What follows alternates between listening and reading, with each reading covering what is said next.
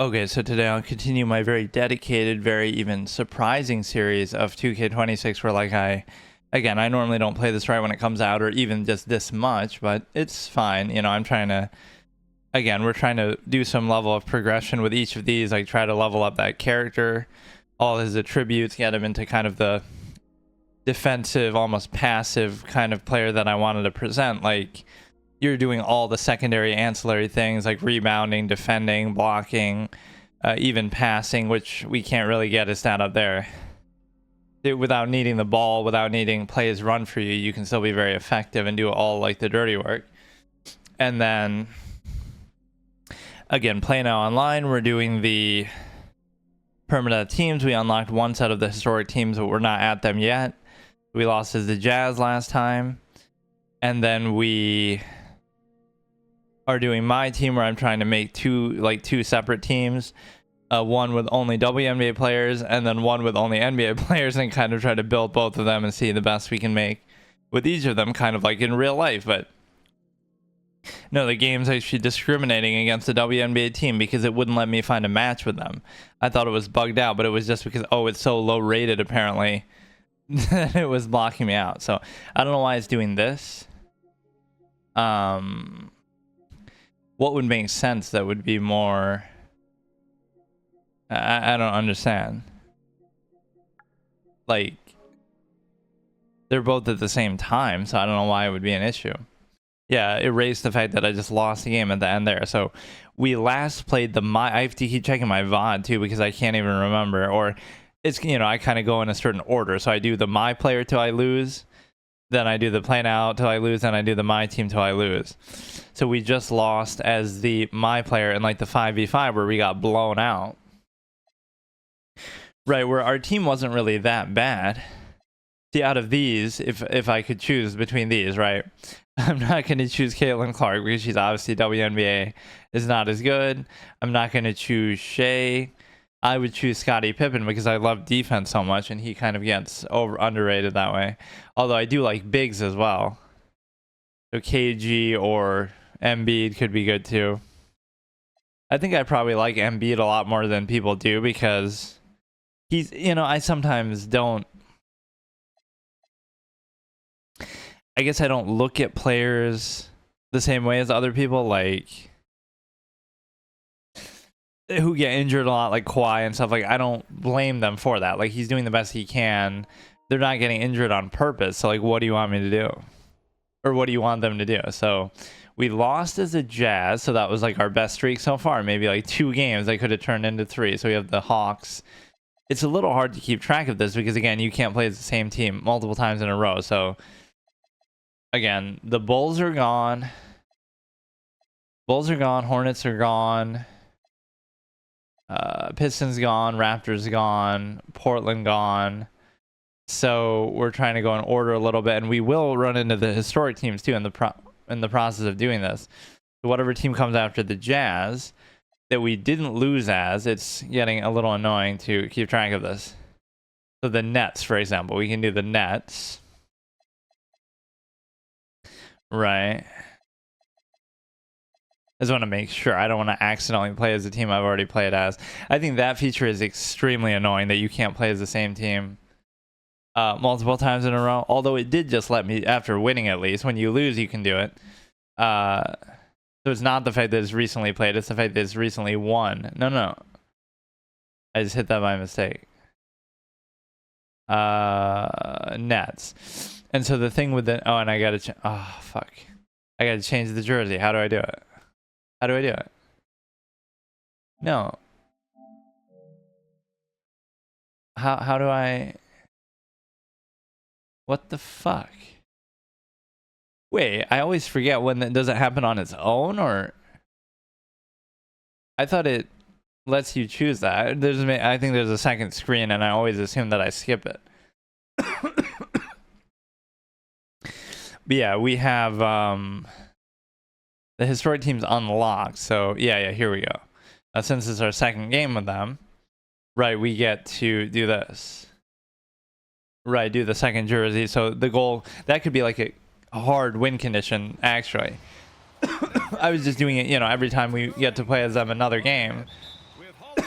and stay alive, we can obviously Mitchell, who I call like Wade 2.0. But no, my whole thinking is every time, again, if I lose, I can't play them ever again, so they're just gone. So then if I win, to symbolize where we are in the streak of winning, since this is our second game, we change the jersey to the second one. If we win again and we play them again, play as them again, we'll use the third jersey, and so on and so on. So it's almost like the victory condition for a team could be that if I go through every single jersey of theirs, then we kind of win as them. I mean, we can still keep using them in the rotation, or we could just say, okay, we won, so now we don't have to play as them anymore. And if we do that with every team, we win, or see how many teams we can do that as. So, all right, so the Nets, I don't know really who's even on here. Oh yeah, I had scored like every point with Porter. That was true. It might have been every point even. Yeah, Mitchell is like Wade 2.0, as I call him, and my whole calling card is defense, but I haven't been able to actually play it, is the problem. Garland is actually pretty scary too sometimes.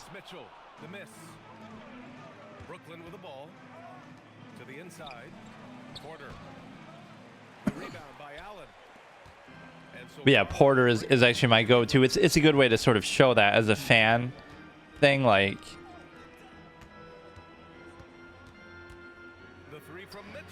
I still recovered pretty well, honestly, there. But no, that like I'm such a fan of Porter, and I always am surprised actually that he, I don't know, has been looked at kind of negatively here. That jump was way over the top by Jared Allen.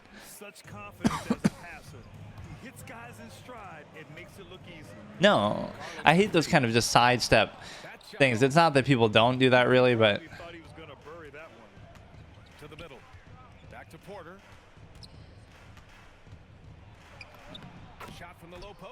no, I love his build, his body size. He's athletic. He can dunk. He can run. He can do everything besides pass. But he doesn't have to pass because, as one of his nicknames could go, is Michael Bucket Jr. You don't need to pass if you're just a bucket. He's such a good three-point shooter too at times, even though again he had an off streak. Like maybe it's good that he left Denver because now he can be a star himself. I mean, that should be a 3-second call. Damn, look at that, dude. Porter's gonna. I love these moments actually where like it doesn't matter. I'm trying to think. We did that with like Kyle Kuzma on the Lakers one time. He would be consistently my leading scorer. It's not about who's the best. You had LeBron and others, but it's not about who's the best player. It's about. It's not about who's the best player, but it's like a style of player or a preference or like what works for me.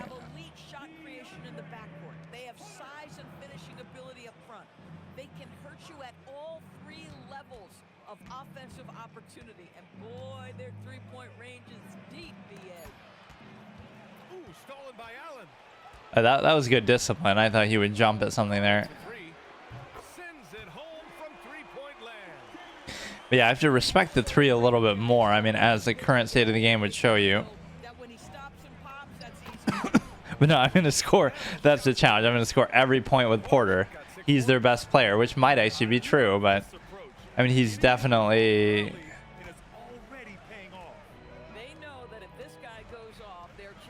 What was that? He was jumping at air. I didn't do that. Pass to Claxton. Good ball movement here by Brooklyn. Outside for Porter.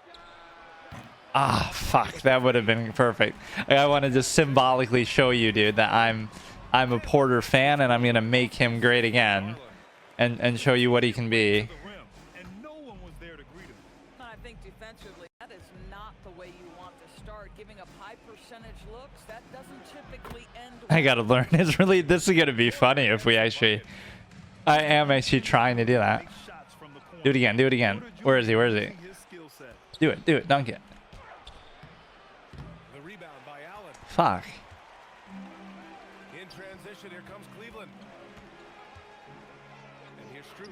I mean, I'm right there. I'm right there. Like, what is that?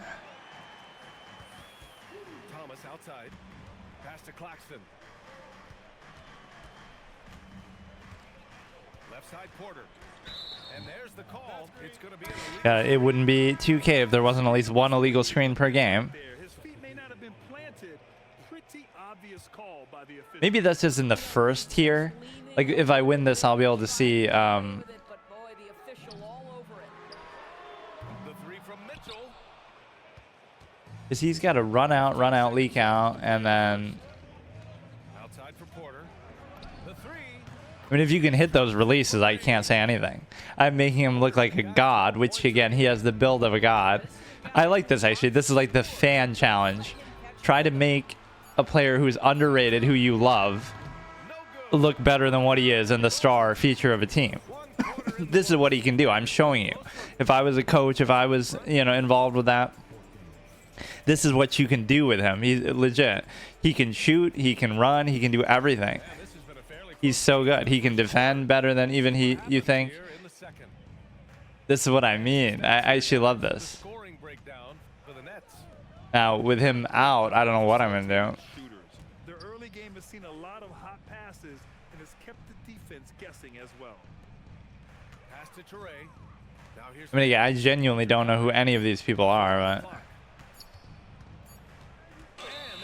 I don't have really a plan for that.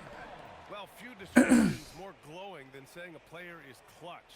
What, in your opinion, Grant, enables a player to be that? Yeah, clutchness is sometimes a fake thing and even overrated. Like, oh, you missed 5 shots in a row in the 4th, and then you make 1 at the end, and oh, you're clutch. Well, if you had made those other 5, you wouldn't have needed to do that. I hate that. It's the current state of the game, but I do hate that. Like, The Cavaliers have twin towers with Jared Allen and Evan Mobley. Allen said when Evan was first drafted, there were a lot of questions on whether 2 big men could work together in the modern NBA. At this point, I think we've proved to everybody they're wrong. It's all working out, and every single year it like they're gonna do it, but they still let him do it. Or I thought we couldn't use the Twin Towers nickname anymore with whatever, the Tim Duncan, David Robinson. Now even that, they stopped calling them that because of obviously 9/11. Here in the second quarter, a little over Nobody's open. Like, how does that happen? pass to Toure. What is this? Outside Porter. Oh, yeah, took a time out to bring him back in. Baseline try.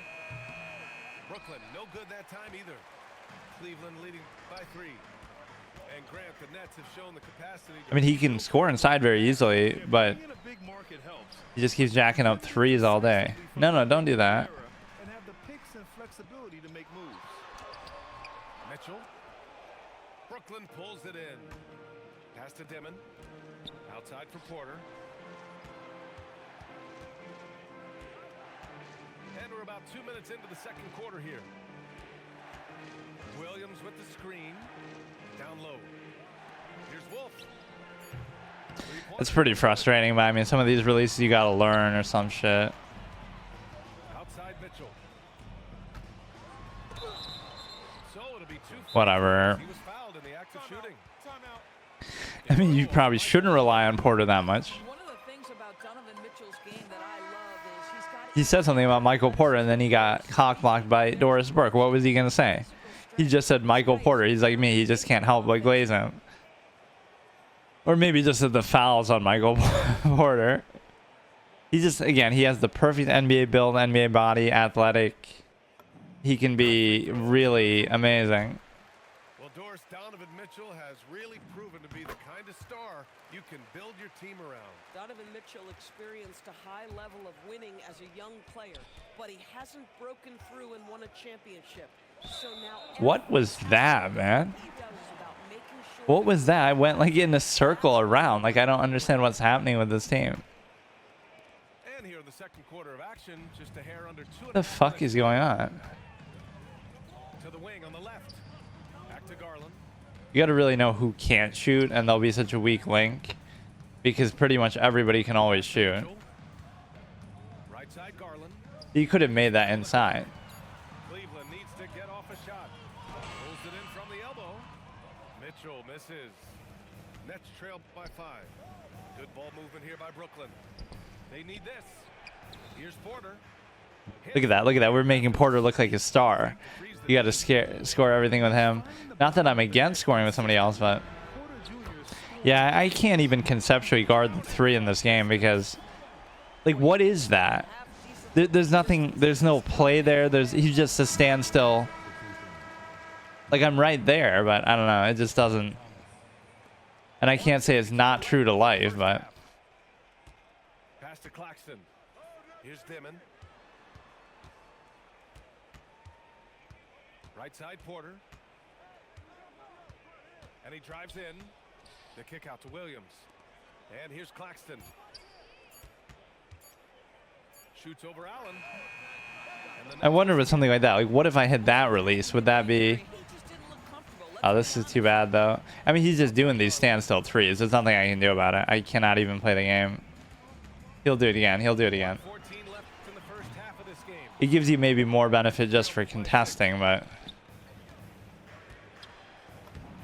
Should dunk it there, though. He can dunk it. Porter's got 4 points this quarter. Only 4 this quarter. But like, what the fuck? He has 16. Pass to Mitchell. What a jam by I mean, you never have help in the paint. That's something you got to live with, but... Boy, right from the opening tip, guys, Mitchell was focused and locked in, and he is doing damage offensively.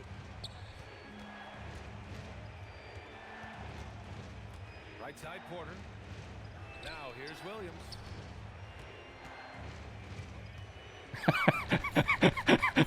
With the floater. Mobley grabs the board. That's how the Brooklyn Nets offense trying to score. That's what it looks like. Wow, what a shitty team. And now an 8-point Cavalier lead. Oh, to be blessed with athleticism and touch. Mobley has all the tools to be elite. Back to Claxton. Misses the baby hook. And no good. I don't even get what's happening right now, but again, if you don't give up these standstill threes, you would be fine, but 10 points in the quarter. We're coming right back. Don't go anywhere. that is very triggering, but again, there's nothing you can do to stop it, and it is somewhat true to life. We're halfway through the game. Why can't I do a pick and fade like with him? On the wing, Porter. I'm making it sort of too obvious, On though. the wing. Here's Claxton. Allen defending. He is like playing CPU defense or some shit, because I can't do anything. Williams. No points so far. Wow. Bounce. It'll be Cavaliers ball. That's me right now. It's wide open doors. How do the Cavs capitalize with a Like, what do you want me to do? This team sucks, man. They have a quality Nobody can do anything. when you think about Evan Mobley, when you think about Darius Garland, when you think about Okay. so I'm not I mean, that's fine. That's fine. There's just nothing. but I do think there's I don't a know. strong case for running it back and giving a talented offensive team with a double big lineup another opportunity. I think they're good enough. Back to Porter. Good D by Mobley. The Cavaliers lead by 11. Outside Garland. Puts up a three. Yeah, gotta give it to him. I mean, Set up by Mitchell. gotta give it to him. Got 9. Shot ready, we call it, folks. He's talking. I almost want to hear them sometimes, but I can't. Jump shot. I don't know why. Jordy Fernandez wants a timeout. A moment to rest and confer on the game plan. We don't have it muted in game. Let me unmute my controller and see if that somehow works. But then he'll be able to hear me.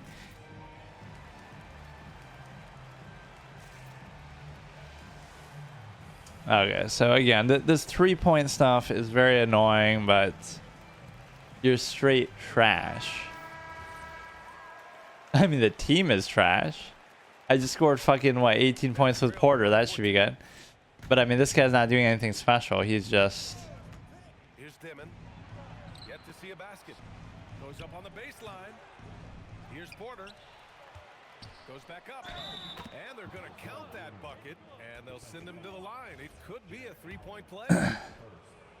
Whoa, I mean, what a play by Porter. Fuck me. Sticking with the shot, putting the D in a bad situation and getting it I mean, look, man, if you can do that, I don't think you realize what that... Imagine if in real life, you made 100% of your threes, whether open or whatever.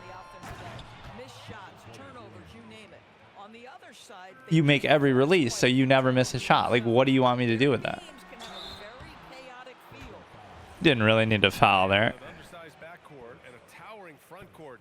Some had suggested the Cavs needed roster moves to balance things out a little bit. Well, Mobley's growth as a shooter has quieted those concerns up front.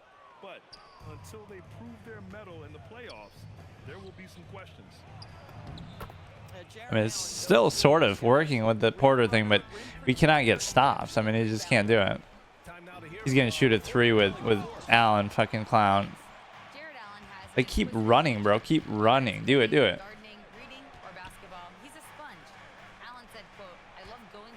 His fucking CPU defense thing is annoying. It's just trying to improve my skill set in anything and enjoy it. Back to you guys. He's got that He's going to shoot a 3, but that's only a 2.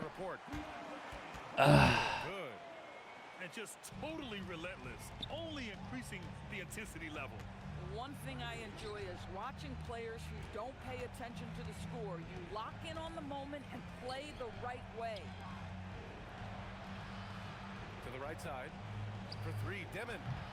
Mobley grabs the board. The Cavaliers lead. You guys actually talking trash though and messaging me too.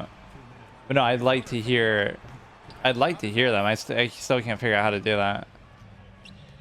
And it's Williams off the drive. Ooh, what is he doing? Good ball movement here by Brooklyn. There's the triple. That seemed actually like a correct release. And here comes Cleveland. Their defense has only allowed 6 points in the second half. Left side Hunter. Pass to Garland. Here's Hunter. Yeah, I don't like how these 3s are treated, but there's nothing I can do about it. Left side Hunter. From the line. He still hits the release. I mean, look at him, man. I gotta give it to him. He's talking trash, but And so the timeout by Jordy Fernandez here. Coach probably like I deliberately, you know, don't like to mess with the coaching and run plays or do anything like that, but I need some sort of big or somebody to go through to do this. Nets trail by 14. Pass to Wolf. Yeah, that was a trash possession by him. Bang, bang. Doesn't get much simpler than that. But no, jack up a 3, which again, it's skill based from the perspective that, speaking of Wade, you have another D Wade on the team, and I'm not talking about Donovan Mitchell, who's D Wade 2.0. Accuracy are right on the money.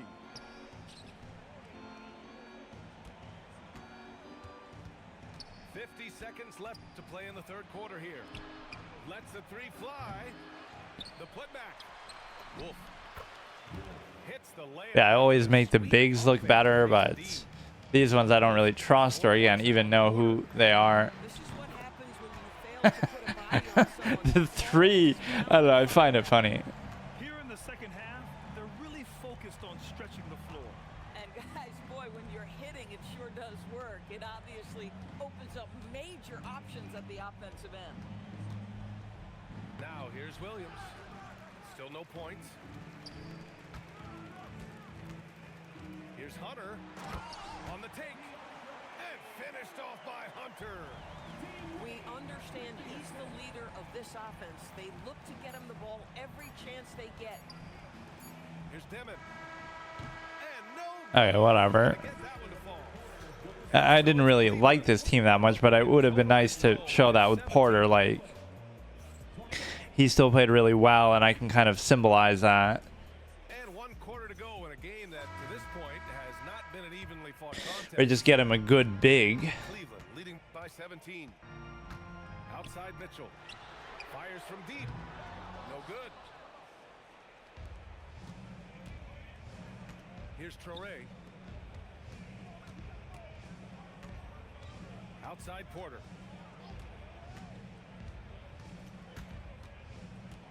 Pass to Powell. The 3 ball. Hunter with the rebound. These are somewhat my fault. Like, I'm just not hitting the releases, but Ball into the lane. he's finally trying to start to penetrate, but before he would just pull up every single time. Mitchell's got 19 points. You love how confident Donovan Mitchell is. On the catch and shoot opportunities, there's no hesitation. Out to the wing. Back to Porter. He just doesn't dunk though. They think he forgot how to dunk or something. Here in the fourth quarter, their defense has been very strong. No baskets allowed. From deep, I mean, I'm there. I don't know what. Cleveland, another three. I don't know what you want me to do. And for so many teams in the NBA, establishing the three-point shot is goal number one on offense. He's definitely doing his part tonight. No doubt it's a growing trend, Greg, and he is highly accurate tonight. There's the three. The Cavaliers pull it in. That's the kind of three he would hit. He would just hit the release and just make it, and it doesn't matter. Ball outside. These calls can be so difficult for officials. That looked like a flop trying to get an offensive foul call. Ball by Kenny Atkinson. He is not messing around. Calling them into the huddle. Okay. On the wing, Mitchell. Left side, Garland. Mobley outside. Shot clock at 6. From the baseline. And it's off the back of the rim. No good. Boy, they'd love if anyone could get a bucket. Yeah, their offense has been grinding to a halt. Porter's shot is off. The Cavaliers lead by 23.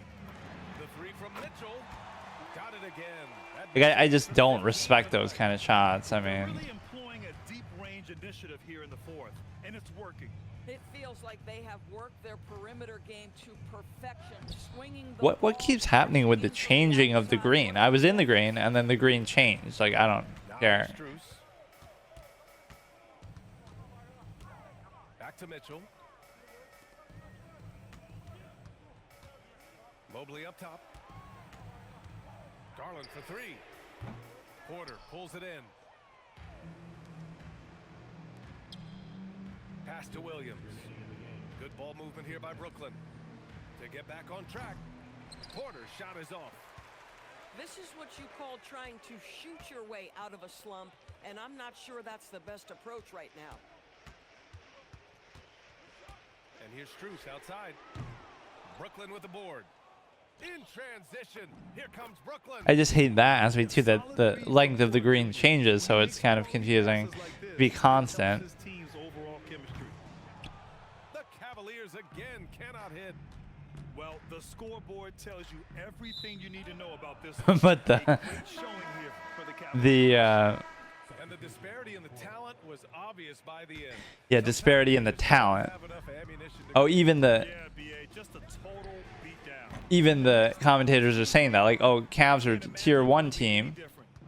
And one player just stole the show. The tonight, Cavs are- doing everything for his team. A monster night for Donovan Mitchell. I thought he was gonna say Michael Porter. He carried, but he couldn't do anything. The man work. There's ball with a three. And the Nets with possession here. Pass to Thomas. And here's Porter. Like, he's even saying, oh, the talent disparity was obvious. Side. It's stolen by Hunter. Now here's Merrill. Ball outside. 35 seconds left in the fourth quarter. Ball Yeah, is- Lonzo Ball turned himself into a pretty good shooter, actually. Outside Porter. Three-pointer. Drops it. One more for the road, so he has 25 out of 35. 2 seconds left to play in the fourth. And he was, even though I missed a couple overtime, he was still pretty efficient. But no, it feels like his dunk stat was turned down, and his, From the arc. imagine missing that too. And so Cleveland takes this one by a big margin. Even though he messaged me some shit. So Mitchell, again, he hit a ridiculous number of threes. Most of them were just kind of standstill, nothing earned, but that's just how it is. And Porter was still 50% shooting, 25. Imagine him on a good team. Oh, wait, they win the title, but I mean, he really is in a weird spot right now. So we go from this to my team now. So again, the Nets are gone. So I think most of the non-historic teams now in Tier 3 are gone. So I might have to start switching to the historic teams. Like, let's look in 1 second here if I can do this. Hang on. The purpose is that we have a few teams still alive, and those few teams are going to be right. Oh, I can't even look at them though properly there. So again, the only ones that are still alive are the Hawks. The Jazz are gone, the Nets are gone. So Hawks, Spurs, Wizards. Right, those are maybe the only 3. So now let's go to my team, and I wouldn't mind trying a game with the WNBA, but now I'm not going to remember what mode I just did in here either.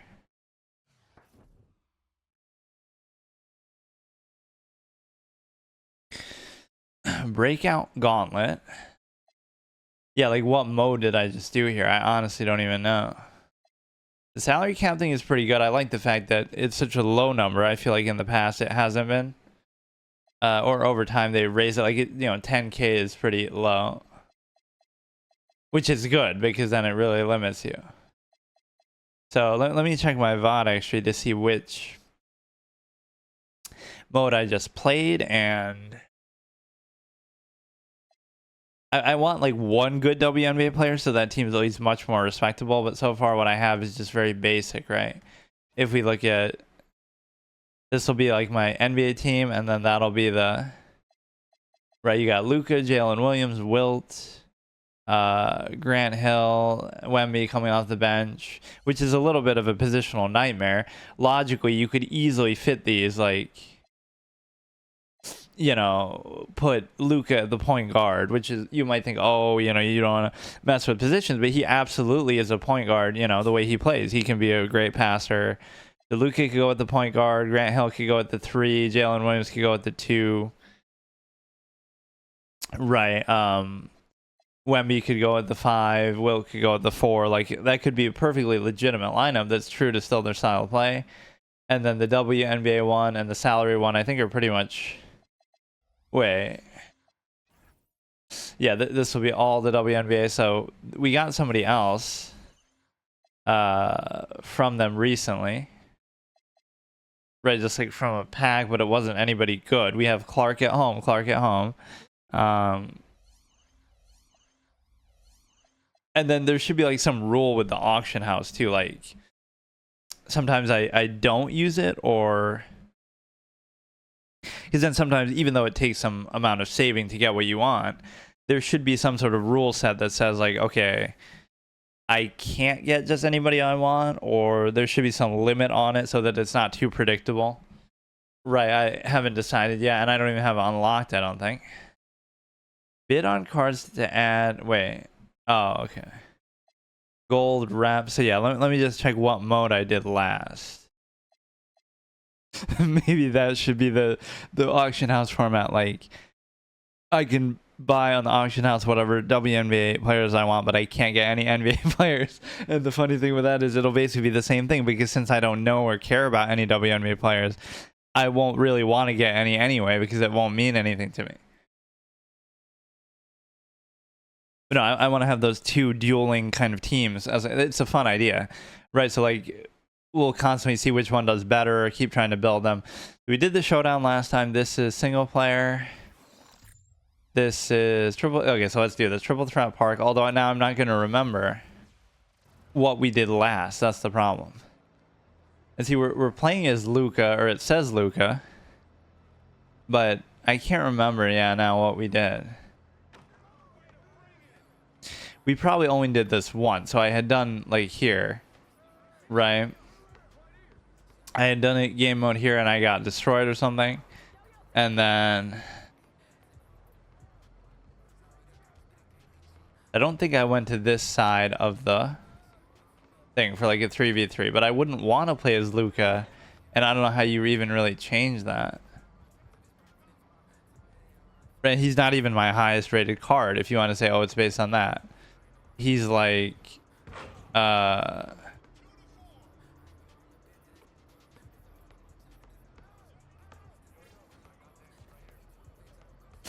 He's like...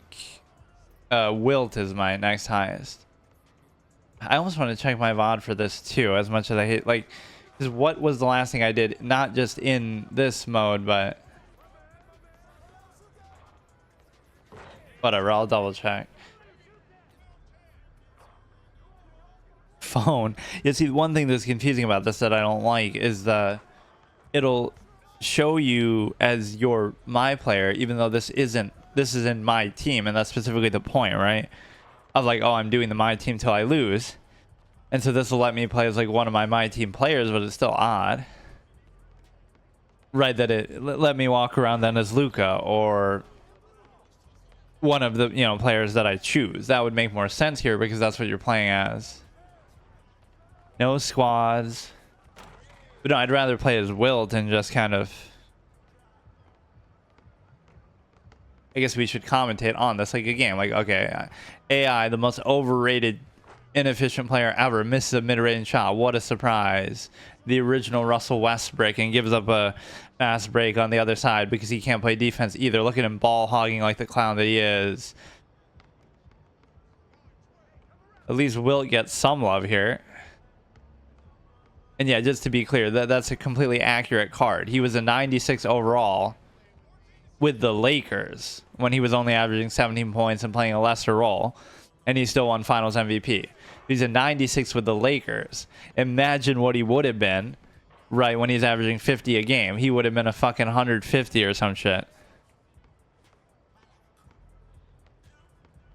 Because I love how the era only comes into it selectively. Couldn't you say that with this era? Like, oh, the only reason why players are so good is because, oh, there's no defense and no hand checking and everybody's podcasting, I love that too. Yeah, plumbers and firefighters, what, as opposed to podcasters? So you're more scared of a podcaster than you are of a plumber or firefighter, which are physically demanding jobs, and they didn't have money and they were working a lot harder and stressing themselves, and like, why is that even an insult? Yeah, that's like saying somebody's in the army. Like, oh, David Robinson was in the army, so that means he's a bad player. Like, what?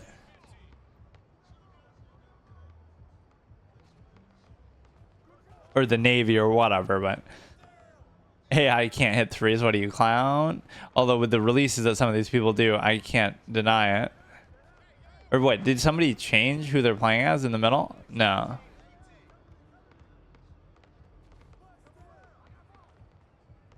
Yeah, this whole obsession with stretch bigs is kind of goofy.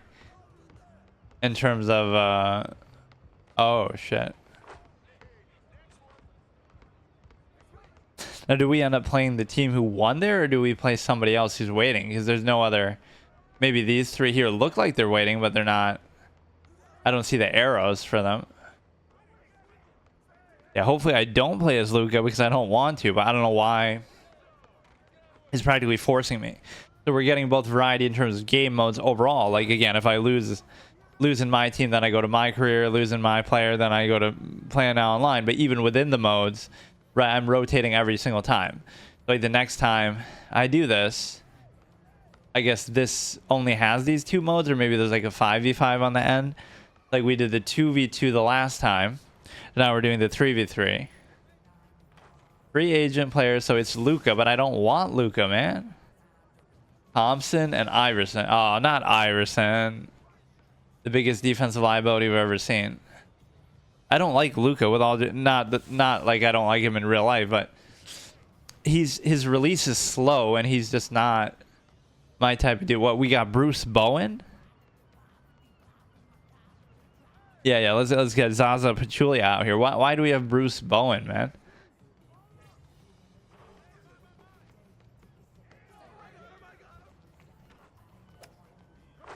That was technically my matchup, but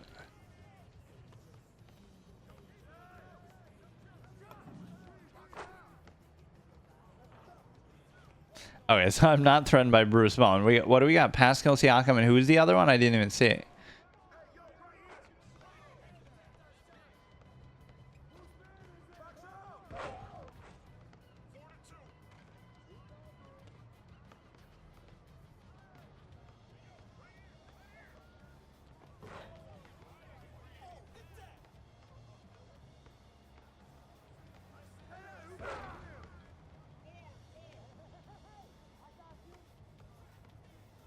Okay, I gotta play defense a little better.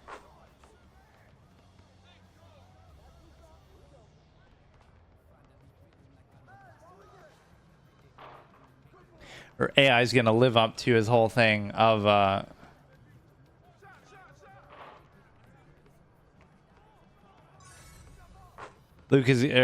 is gonna live up to his thing of being a ball hog. Yeah, see, that's open for Thompson. But he misses. He's like me. He still misses. Really getting cooked by Bruce Bowen, even though I was mocking him too. Yeah, he's open. He's open.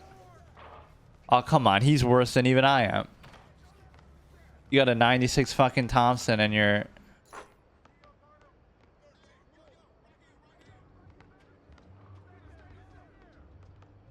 They're leaving... Imagine that. They're leaving Thompson open. That's how bad he is. What the fuck, man? Why am I forced to play as Luka? It doesn't make any sense. There must be some way to basically choose.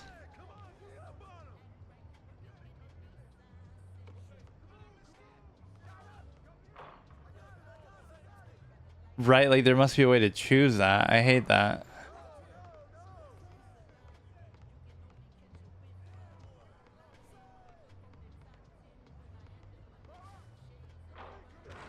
I mean, everybody sucks. It's not just me, but clearly I do. The defense doesn't feel right. Or again, Luke is not like Luke is a great defender.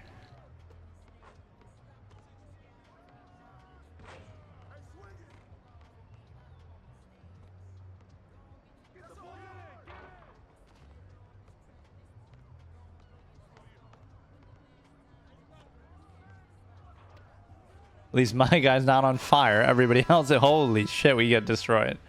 It's a common denominator that, like, I'm on all these teams that get destroyed, but what the fuck, man? 2, 6, and 13. CJ McCollum. I didn't even know, like, who that was the whole time.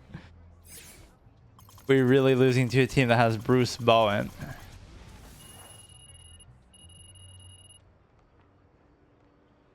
So I'm just curious because how the fuck do you change? There must be, like, for this, yeah. Who will you play as if there's a conflict? You make okay. Of course, Misha, Hines, Allen. Yes, what a great auto select. Luka is number one. I don't mind. It's like, okay, he's a ball handler. We get Misha. This is the greatest stray that we've ever seen anybody catch in human history, just to be clear. This is what it automatically had chosen for me, right? You're trying to tell me Misha, Hines, Allen is better than Wilt Chamberlain, and you tell me this guy isn't disrespected? Like, what the fuck? We'll go with Wilt number one. I like Grant Hill, actually, in the sense that we can kind of do this little maybe Wemby, I guess. Grant Hill is like some sort of pseudo fantasy story. Like, what if he hadn't been injured, right? This could be 3v3, but it could also be, you know, for the individual games, it should be that, right? That it should be letting me play as them. So, yeah, Wilt. Oh, that's beautiful, because you could keep... Yeah, I'd love to do that as, like, Scottie Pippen or somebody and just try to lock people down. I wouldn't even care about... scoring or anything. So there's a lot of fun things you can do with that. Or even in my team, I always talk about doing it, but then I never actually play enough or whatever to do it. To make, like, an all-defensive lineup. Like, I want... not necessarily even the best players, but just the best defensive players. Now we have to go back to my player, which you might think, oh, we're already on my player, but obviously that was technically my team, so we don't even have to go back to it. We're already here. So what we did last was the 5v5 in the proving grounds, right? And so let me get something here. Or we don't have anything.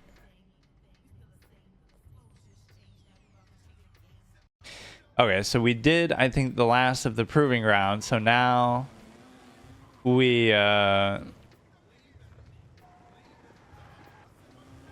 Right, we're just kind of rotating around. These people driving around like a clown.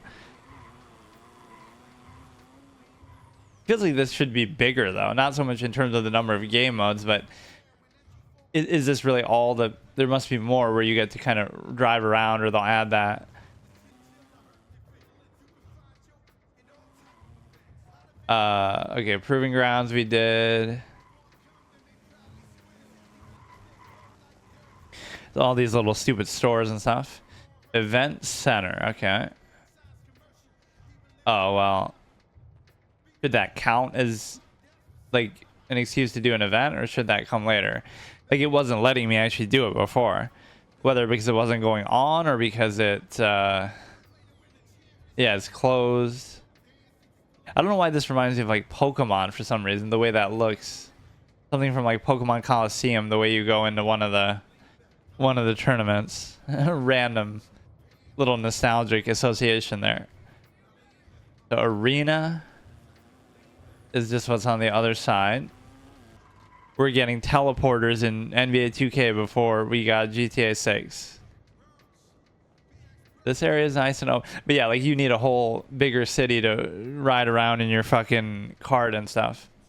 Imagine if they did that. Like, okay, Rockstar buys out NBA 2K and puts NBA 2K in their game as like a mini game, right? And that would be so funny. Like, so Rockstar buys other franchises and puts them in. So in Los Santos, or in the city, right? They'll have a basketball arena and a mini game, and you can do all the content in here in that. Or, you know, they'll buy Tony Hawk and they'll put that in there. What is this? Are you ready to start your NBA career? Advance to the NBA play. Wait, what?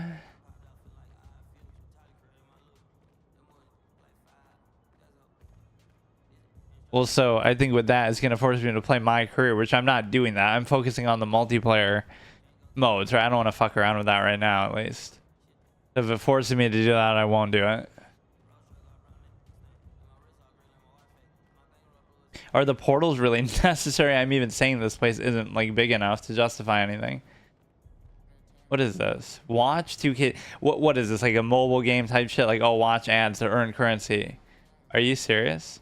Predict winners for each day of that. Oh, that's actually kind of cool. We're teaching kids to gamble virtually, even though it's, you know, we got sports gambling now in this. 2K League. So, like, what is all this? Okay, I don't care about all that. Cosmetics.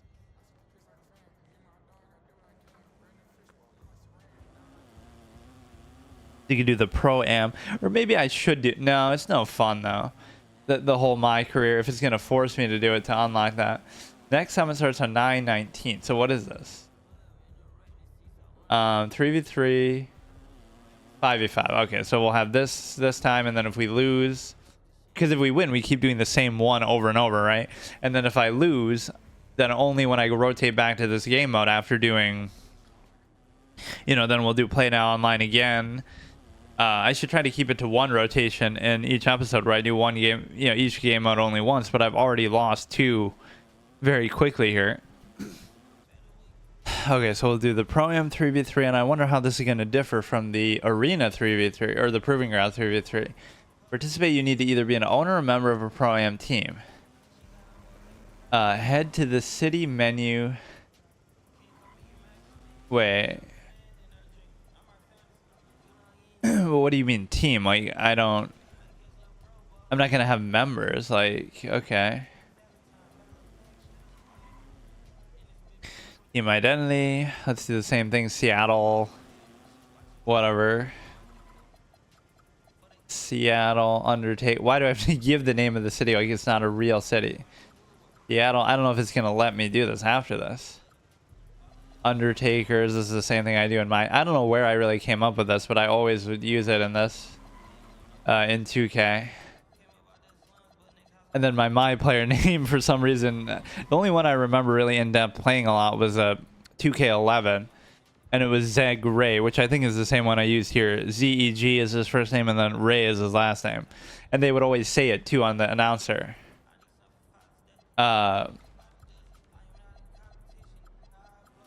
He would say Ray, like Ray scored or this or that, because I don't care about all this, man. Oh, maybe I could mess with it, but I don't know what all this means. Like, I'm not going to have a... Let's do something.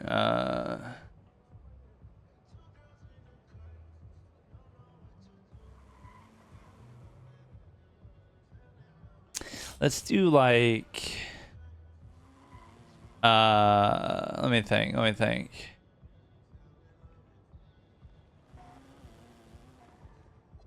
Secondary color, tertiary color. Let me think here. Wait, how do I change the top bar? What the fuck? Wait. Add favorite toggle selection, modify hue. Oh, here we go. Let's say we do purple.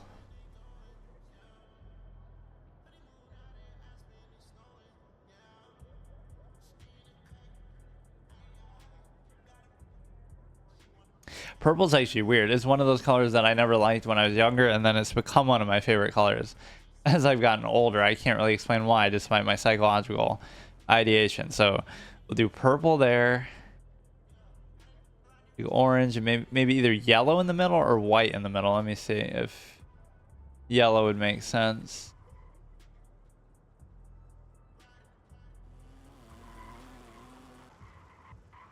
Okay, I'll do that for whatever reason. Apply.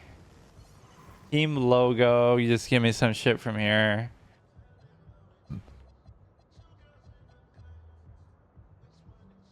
My images, uploaded images appear. Customizable. What are some of these presets? Which one do I like here? Oh, oh, there's a lot of things. Historic, NBA secondary, NBA partial, NBA. Oh my god, there's a lot.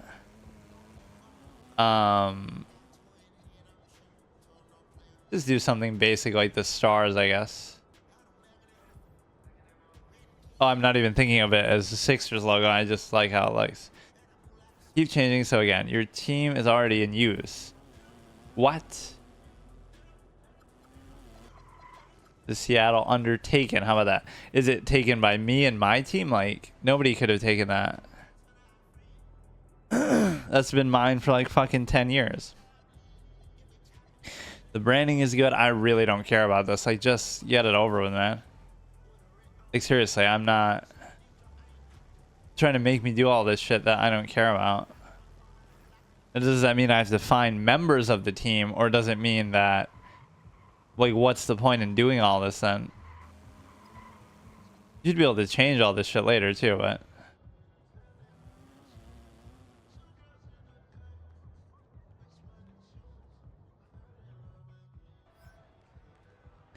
I still don't get what this means though. Complete 10 ranked games in order to qualify pro-am. Some complete ranked pro-am, only ranked matches. Step onto the court when ready. But what are we doing? I don't understand. 1 of 3. 3 players need to compete against other players. Your team will be ranked based on performance. I assume it means that I have to have people on my team, like, already ready to go. Right, like it's a pre-made. Why is he not dunking it there? No, this guy moves like so clumsy. I don't get what this shot meter is. I still don't understand it. Like, I'm holding it forever, and it's like, it changes. The green should not change like that.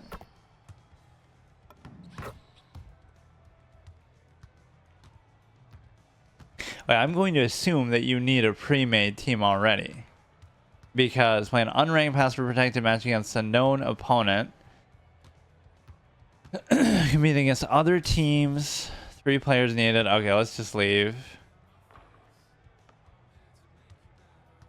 So that's more like a squad type thing. It could be fun, don't get me wrong, but I guess that's the main difference of it, this and the other one. This would be the same thing with the 5v5, I assume. So we'll just skip that then. Tattoo Envy. Okay, we haven't done this yet. The theater and 1 free throws enabled. Double alleys. 4 points for every alley-oop. Losers out. Who needs to make it? Take it anyway.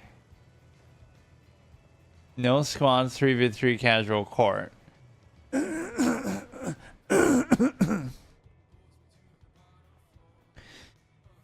here we go. So a lot of these will end up feeling the same, right? There'll be like one little tiny ruler gimmick that's different, but he's a 71, which isn't that big of a deal. I mean, my character is slowly getting better too. Oh god, but make him leave. 63 overall. Up from a 60. So in all this time, we've spent all the VC that we've gotten so far on upgrading him. Reach level 39 to earn a biohazard suit. Is that because of COVID? Like, oh, that's it. That's what they used in the bubble. That's what all the workers, not the players, but the workers used in the bubble. Because it's actually thematic and in-universe relevant. Yeah, let's do this one here. So again, it's just a 3v3 normal. It just has free throws, I guess, that maybe the other one didn't have. Let me maybe go in and out real quick. Yeah, I've never indulged these modes too much, right? The MyCareer, MyPlayer stuff. It's not bad to do, but this is maybe the best time to do it, because if you keep up with it a little bit, then it won't be that daunting. Like, it's not even that I want this guy to be like a super high rated, like 99 or something, but I already have some of the kind of meaningful stats that I want pretty high, right? Like, if I just get the core stats, like we got defensive rebounding, we got blocks, then we'll get like maybe just interior defense overall, and then just close shot, standing dunk, right? And that's pretty much it. Like whatever ones that I chose to be the highest, which I'm sort of regretting the close shot and the standing dunk, even though you might think, oh, of course you got to have that. I kind of wanted all the ancillary things instead. That was the whole point of this guy. This could be problematic because we just can't find anybody, so maybe I'll go AFK till I do.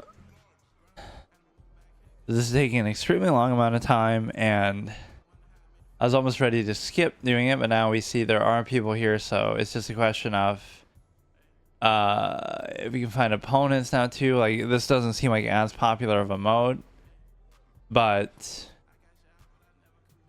what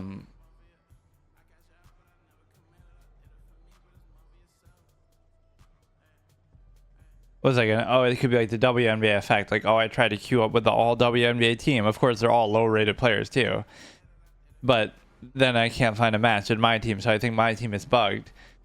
It's the same thing here. Like, oh, because I'm so low-rated, it's not letting me find something. And my headphones kind of not working out either.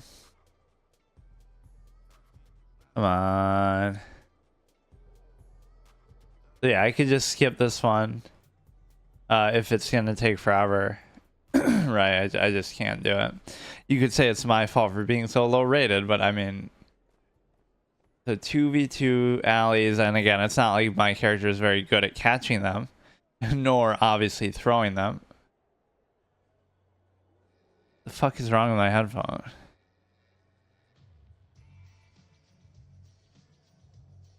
Okay, so we'll try that. I mean, I'll try all of them until we find a match.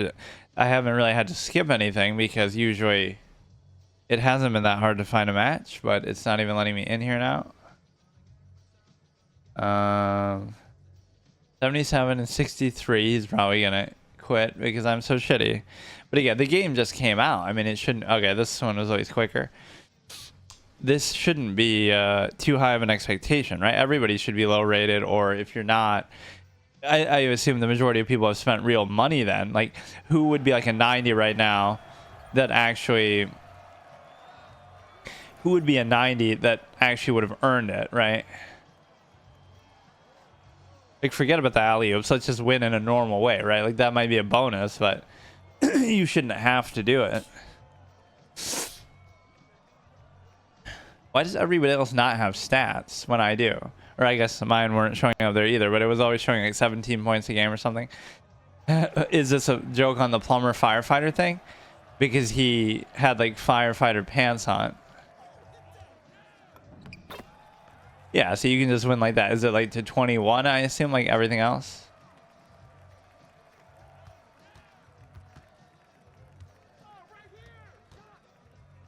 Oh shit, if he can do that, I have no problem with that. The whole make it, take it thing can be a little bit annoying though, because again, if you're gonna have a defensive mindset, then we can just clown him in one shot, although I almost missed that.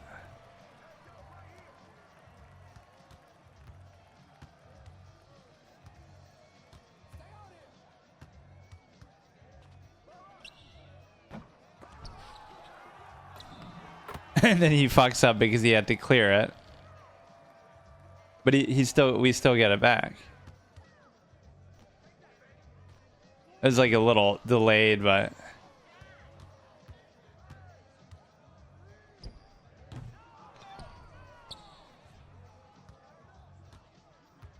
yeah, I'm being a good team player, but I can't. I love that he's just dunking on a, and he's only like a 70 overall himself. He's dunking on a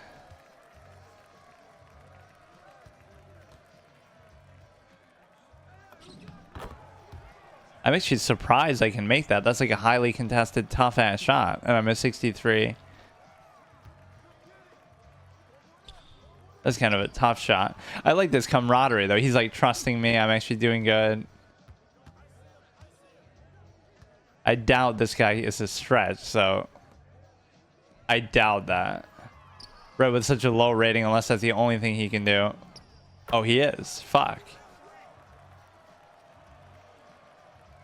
Okay, now I know. Of course, everybody's a stretch now. Positionless. Fuck. Positionless league.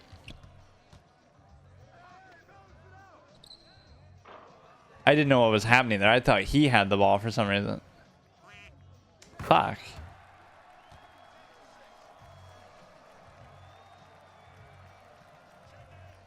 Should the center really be the one doing this anyway? What's he doing?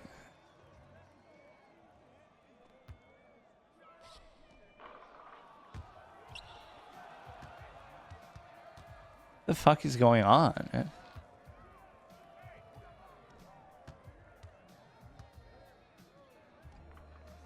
I love when he does stuff like that though, when he's actually like dunking on the guy.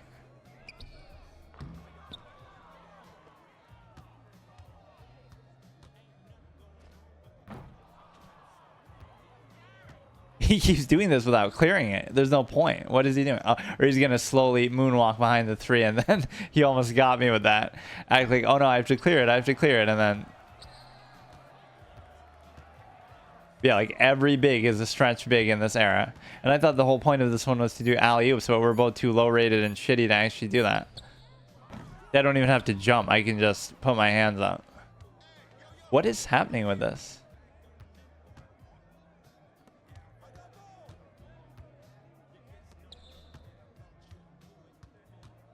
I should like set a screen for the guy.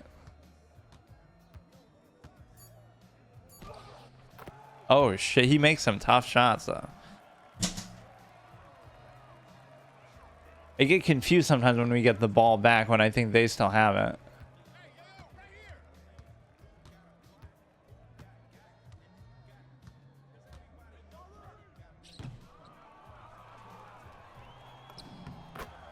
I'm making like contact layups here all of a sudden. I didn't think I could do that. Did the few attribute point difference really do that? Like, oh, being a 60, I can't do it now. 63.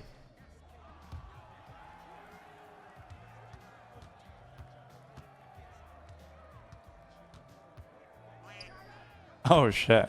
He's been jacking up a lot of bad threes, but now at least he makes it. So then I can keep doing this, not so much with the same guy, but damn, see if you can do that, you can do it any time.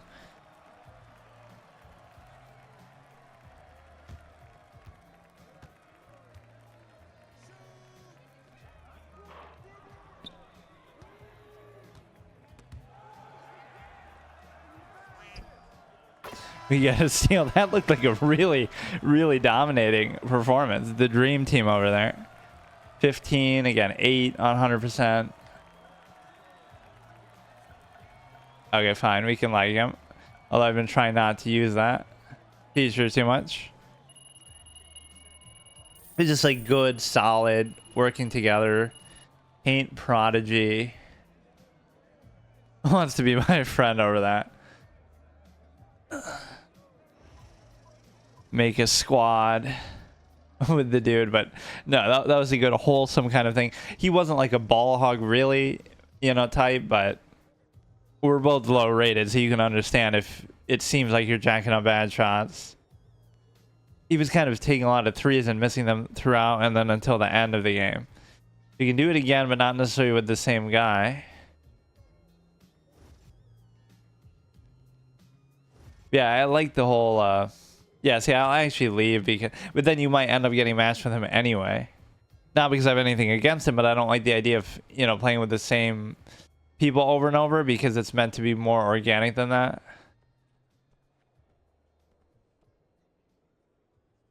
But no, it's cool to kind of see your vision come to fruition with the character, even though I'm very confused how I was making those contact layups though. That was not something I was showing that I could do before. Just like getting in deep and just having that better green release.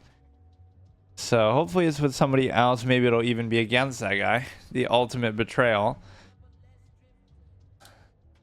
But no, that was a good wholesome game. We both did what we needed to do. I have trouble really setting screens too much though. I try not to, or this was at least easier to find a match, so hopefully it won't be such a big deal to do. Right, that other mode was impossible to find a match for. So any mode that requires me to do some other shit, like, oh, you have to do part of the MyCareer story, or like the whatever, have a squad or some shit. I'm not gonna worry about those right now. This is meant just more for the instant gratification, queue up and just do something. Let's try to do one more of those. But again, the alley-oop thing didn't come into play at all. Like, we're just doing this like a normal 2v2.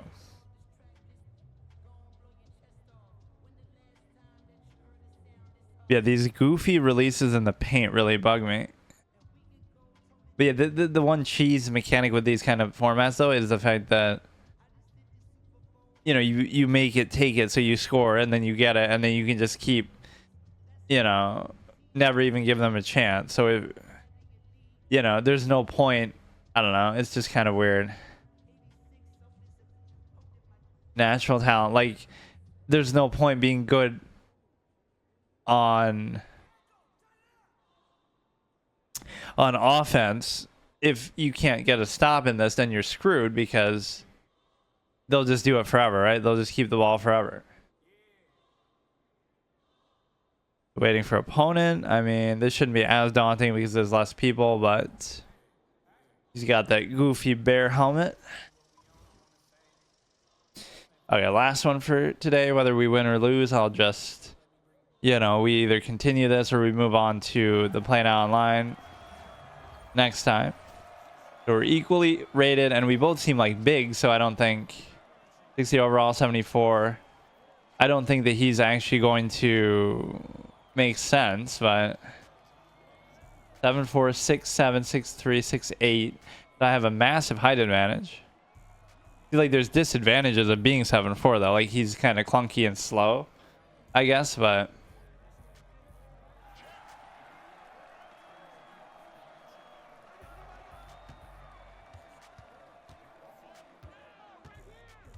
I'm going to assume everybody can shoot, right? That's not going to be a thing that concerns me.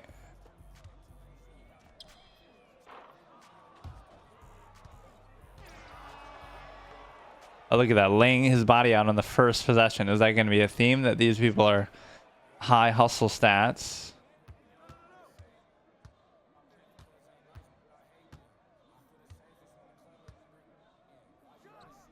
All right, that maybe isn't the best thing. You see the mismatch, I'm towering over these people. And again, the one stat I regret not having higher is the offensive rebounding. This guy's a bit of a, well, I was gonna say ball hoggish, but if he's making that, I can't say anything. As a mere 63 overall, no less.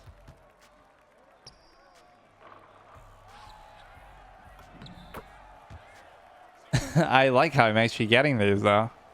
That's the one stat I'd have to boost if you can do in the other. Like I'm wide open. That's disgusting ball hoggery. This is the perfect dream team. The bricker and the clean up the bricks that they toss up every time.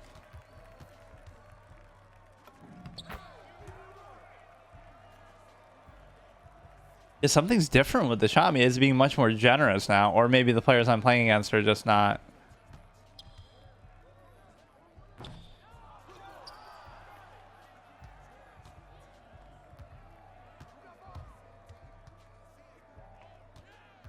You know, I'd like to stay in the paint, but you can't always do that because these people are stretching like crazy. Ah, what a clown.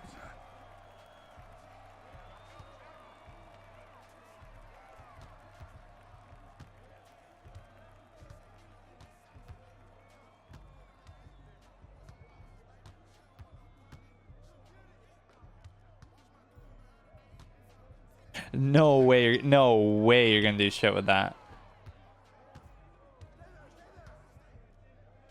Look how wide open I always am in the paint, but I mean, if he's gonna make it, fine. It just seems silly. Like, this is one of the best mismatches we've had, I guess. He can just keep going. Just keep going.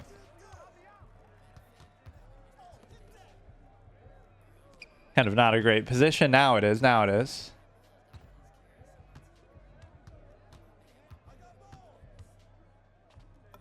Okay, that works. I mean, I can never complain if it works. It works.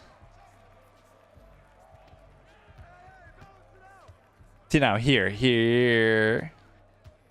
Like, clearly you're open for a second there. But I mean, hey, if he can, dude, he's playing like he's a 90 overall or something crazy. What the fuck is going on?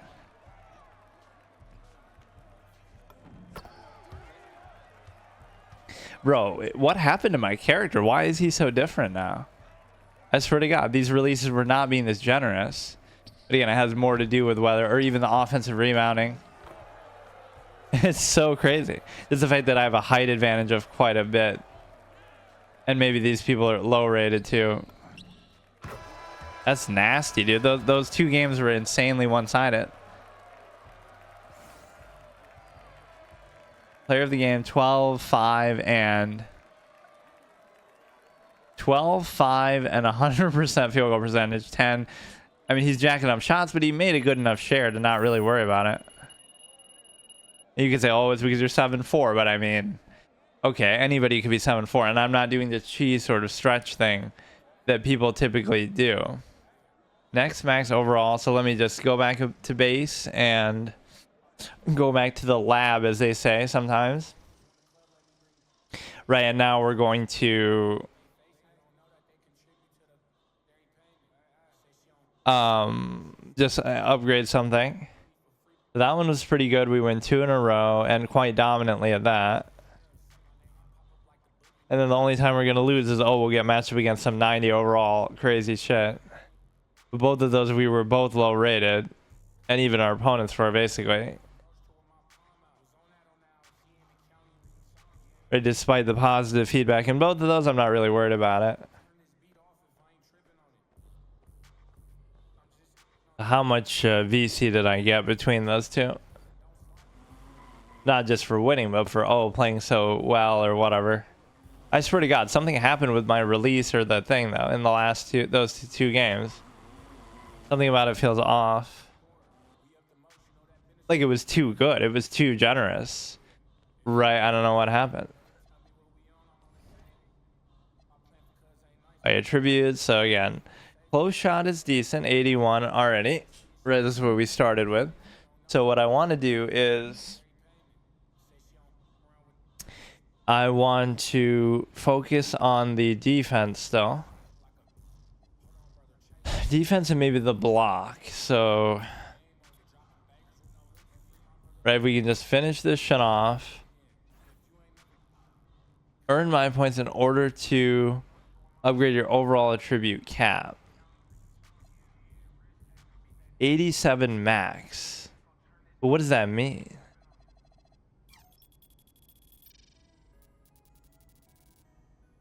The act of getting this to 99 would bring me all the way up to a 74. Just from that. Yeah, we have the, again, we want to finish block, finish interior defense. Then we can maybe finish those two, standing dunk and that. That's pretty much all I want. Right? I don't want any of the stretch stuff. You have unused attribute upgrades available. So how do I do that?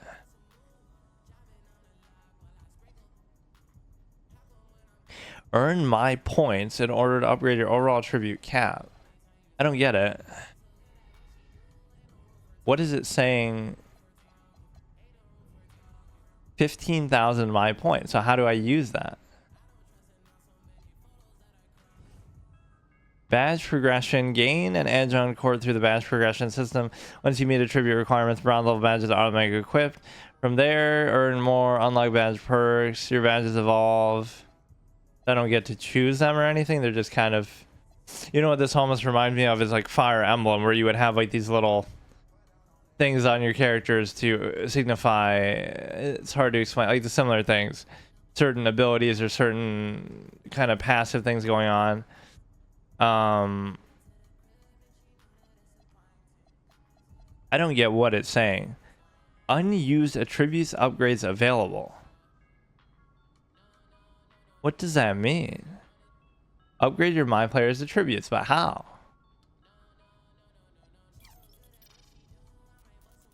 What?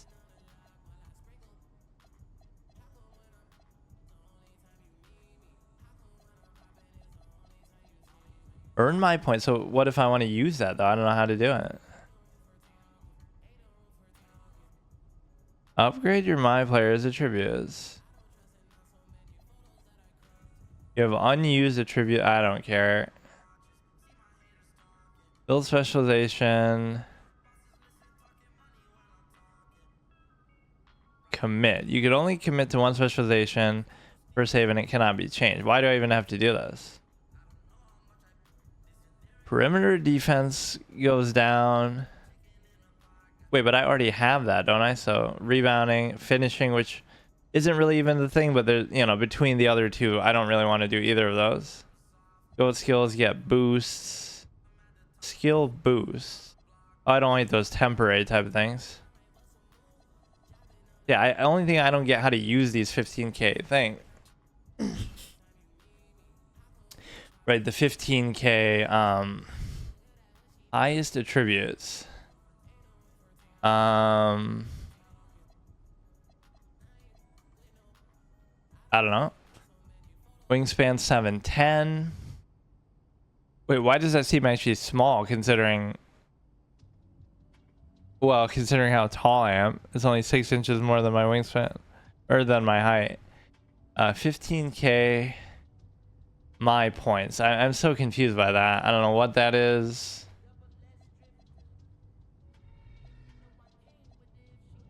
Really, that could be, okay, I want to increase the overall cap of something, but I can't do it. Badges, build specialization. I don't care.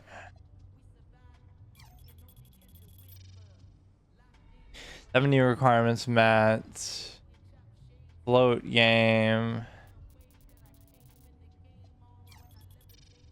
I don't really care too much about those, like driving dunk and stuff, but whatever. Okay, so that was a successful MyCareer thing. Now we could do this 100 games in a row if I won them all, or right, whatever. So, but then when we lose, we can never do it again. Or for these, I guess I could rotate back. It's mostly the PlayNow Online teams that if I lose, that's gone for good. Okay, so today I'm going to continue my little permanent game mode series for 2K26. And I guess in one sense, I always say permanent game mode just because I do it in like a rotation, or I mean, I guess I more so do the permanent teams in PlayNow Online. So again, I play as every team until I lose, and if I lose, I can't use them ever again for this version of the game, right? Till 2K27. So that's a pretty high stake. right? If I play as the Lakers and I lose a game, then I can never use just that version of the Lakers. Obviously, not like, I guess I could expand it and like, oh, if I lose as that team, I can't play as any version of them ever, like any of the historic ones. But no, like every individual team gets one life. So that's a fun format that I always do. Then the permadeath game modes aren't really truly permadeath. It's just more like a rotation, right? Like, you know, I'll do my career, my player, whatever, until I lose. Then I'll do PlayNow Online. Then I'll do my team until, you know, PlayNow Online until I lose. Then my team till I lose. But then it's not like I can never do those modes again. But there is one element of this that is true to that, in the sense that, well, not that I couldn't rotate back between them, but like I'm doing each of these modes in like my player, right? So like we did the 2v2, the 3v3, the 5v5 in the, what was it called? Like the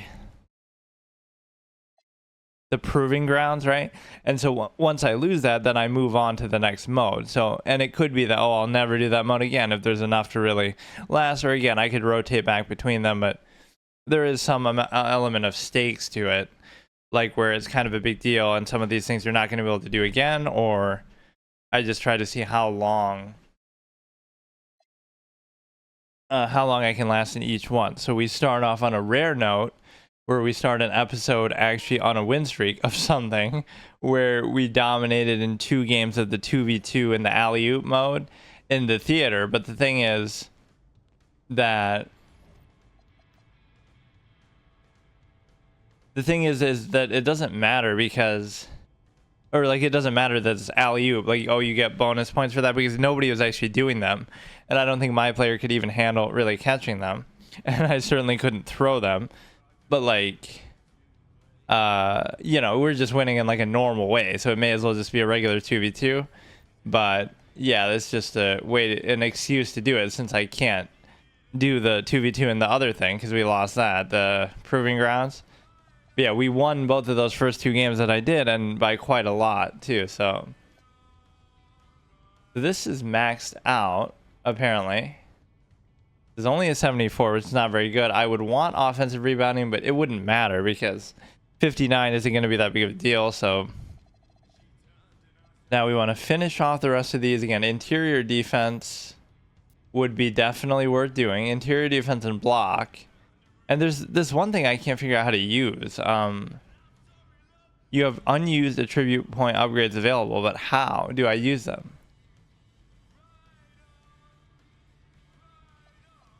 Unused attribute upgrades available.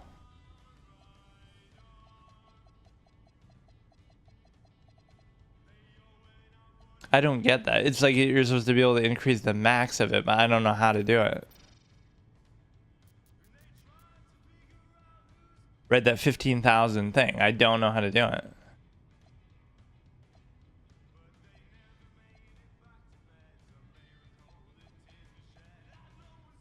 That is so weird. Yeah, can we get a hollow help thing for this? Because there's those stupid things for everything else. But whatever, at least I'll have those points. It just doesn't make it clear how to do it. Earn my points in order to upgrade your overall attribute cap. So 87 max is like for everything, or that doesn't even seem right. I don't care. Okay, whatever. But no, this character is meant to be like a defensive, passive sort of anchor, even though I am scoring a bit too much.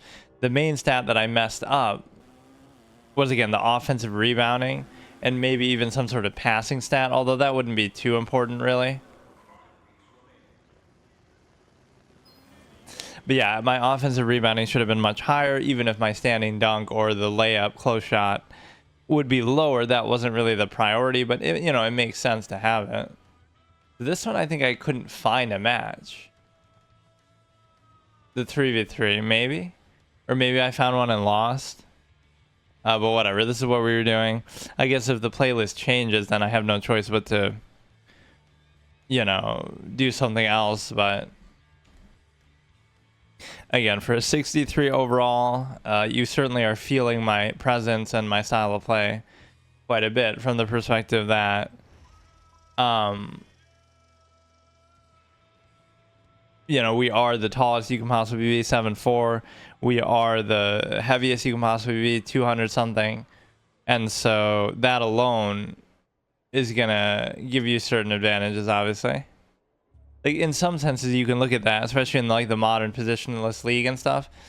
The way it's played, like there's no disadvantage to some extent. It sounded like I could hear him like clearing his throat or something there, so maybe I always want to hear the mic of other people.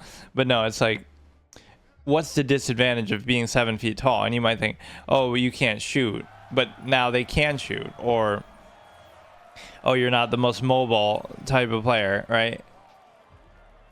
But now you can be. So it's like all the things you think would be a disadvantage. Oh, you're a 7-footer, but you can shoot like better than a guard used to be able to. Or, oh, you could move faster than that too. And it's like, if you can do everything, why wouldn't you have a 7-footer who can do everything instead of a 6-footer who can do everything? You know, it is just a net positive at this point.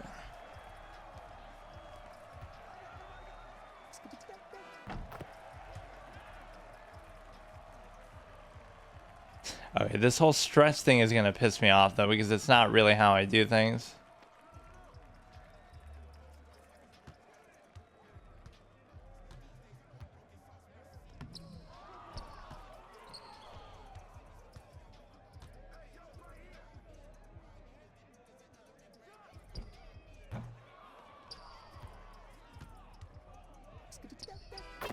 I mean, that's so dumb. Like, my guy is so slow, man.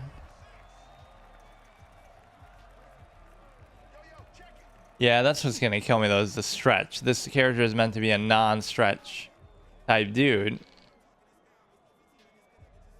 Right, I don't want to guard the stretch and I don't want to shoot the stretch either. What is he doing? He's just intimidated by my mere aura and presence. Like, what the fuck is he doing? Nice possession, dude. Are you fucking serious?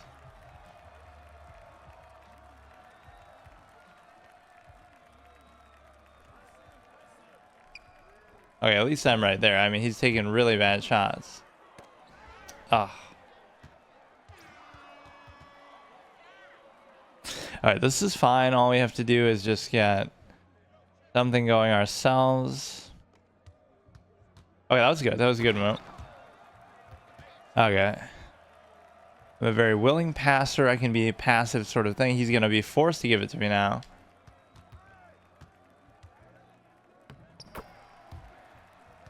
That's where the mismatch comes into play. Just the size, although it doesn't seem like much of a mismatch.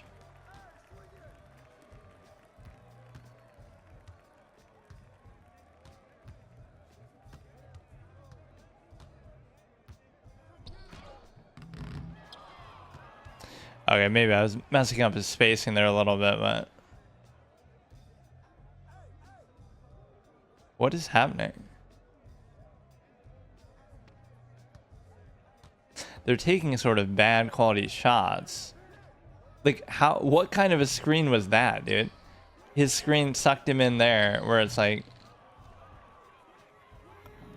Those kind you love. You love to see it. But no, it sucked him from... he went to the 3-point line and it sucked him into like the free throw line. Okay, that was good. Sometimes you question like, oh, that looks like a shitty shot. Why wouldn't you rather pass it? But then they make it right, so you can't even say anything.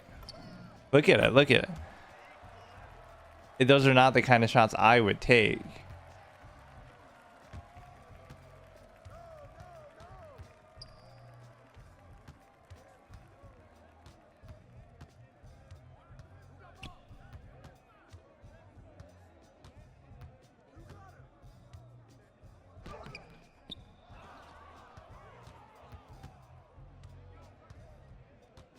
This is, again, another tough contested shot.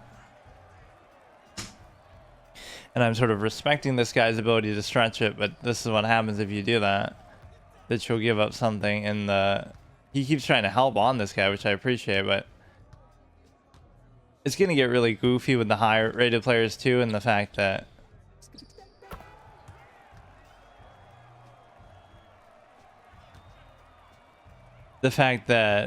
they're gonna start moving like they're gonna start moving crazy and too fast and you know, that might be something I need actually for this is speed.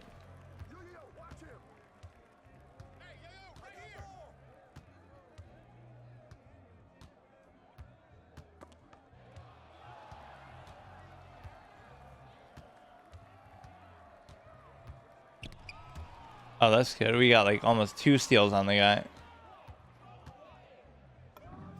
He is hitting those. I mean, you know, we just gotta survive. Oh, look how he ends up behind them too. That's like a weird Dwayne Wade slasher type thing. I'm on fire just from passing to the guy. Like, you gotta ride them sometimes. Look at those. Those are such cheese type possessions.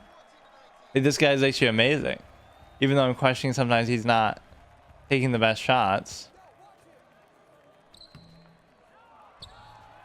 Look at that shit. Look at that shit. Cleaning out the glass. That guy was a god, though. That guy was amazing. Look at this, dude. Even though, you know, I played okay, but that guy carried. He was hitting insane kind of shots all the time. Yeah, he should be player of the game. Like, I have no ego in that. Like, oh, I'm not trying to be the leading scorer, make every shot, or in fact, specifically my character is meant to embrace that, right? Like, you're trying to just, I guess, you know, what you could make is like a Mark Jackson type point guard almost too. Like, oh, a point guard who can't even shoot and is meant just to set people up, like a Rondo type too. But that's not as fun because of the size issue too. I'm somebody who believes in this thing called the means, that I kind of, one of my terms for my old debate format, where it's the means argument. And I was going to make this analysis psychologically of like XQC and Shaq or something to say like, oh, these are people who use the means argument, which basically just means that,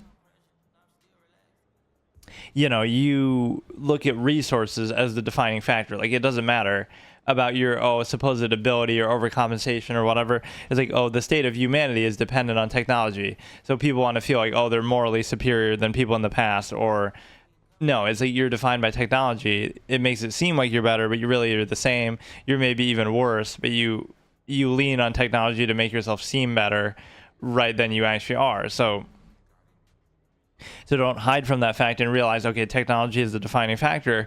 So in the means argument sense, it's like, oh, XQC could have played as Winston in Overwatch, and it's like, oh, it's an easy character to play as, and it's auto aim and this and that. But then by that logic, why doesn't everybody do it? So it's like, you're exploiting something, but you're exploiting something that's available to everyone, or that's a legitimate part of the game. So it's like, there's no shame in that. Just do the best that you can, right? It's like, oh, you're using the best build, that's why you won. But then why doesn't everybody use that, and why doesn't everybody win, right? So don't have any inhibition with that. So it's the same thing here, like with Shaq. Oh, he's big and strong, and that's why he scored so much. But it's a physical athletic sport in which athletic advantages, whether it be speed, whether it be, you know, anything else, those are all legitimate parts of it. So it's like, yeah, you're big and strong, so don't shy away from it and abuse it, and, you know, do it every possession like that. So that one we got kind of saved a little bit, because I was impressed I could even stay in front of that guy, though. That's what's going to start to be the problem, is that this guy's so slow that if you're like, it will be going against like stretch bigs that are 7 feet tall, that are dribbling back and forth and doing side steps and hitting threes. And it's like, you know, that's not really what I meant to deal with.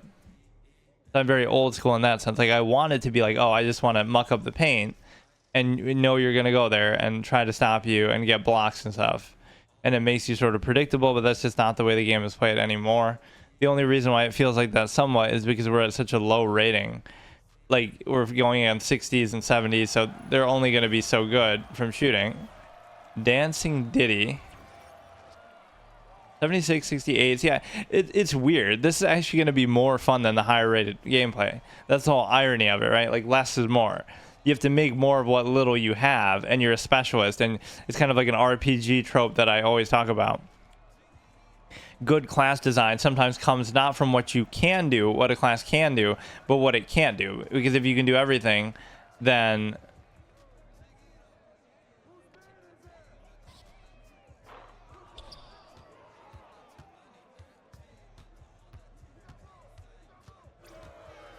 Fuck off.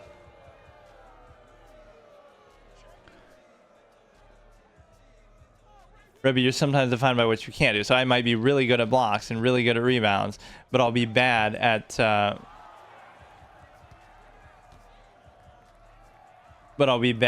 shooting and so forth, in the sense that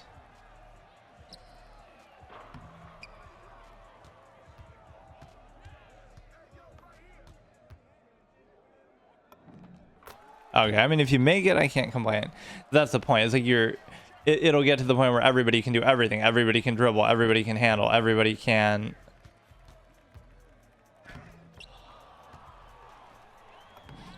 Everybody can dribble. Everybody can handle. Everybody can shoot. Everybody's fast, right? So when everybody can do everything, it doesn't mean as much.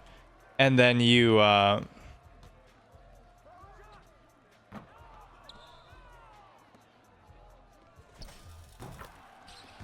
start to feel like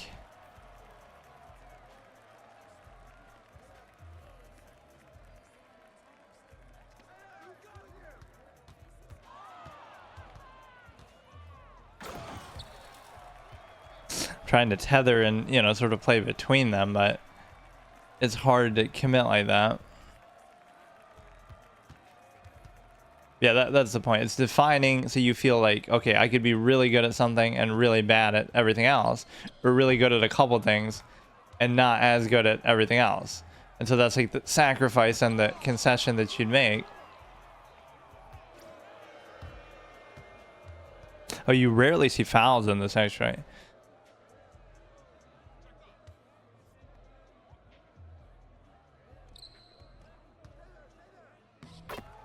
That was a weird move that I wasn't meaning to make, actually, but like, I'm trying not to post up too much or anything.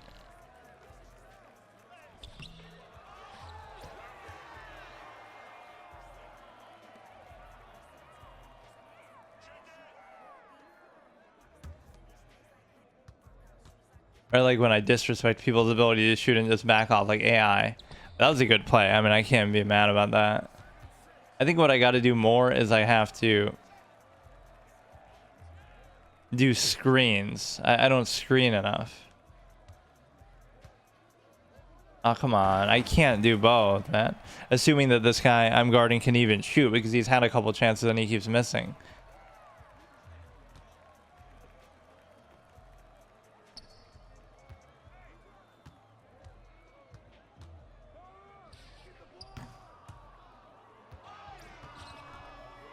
Look at him laying out for that. But no, it's a good case of, again, you'd rather have less is more, where you're a clearly defined character, where you have clear strengths, clear weaknesses, and it feels like a trade-off, instead of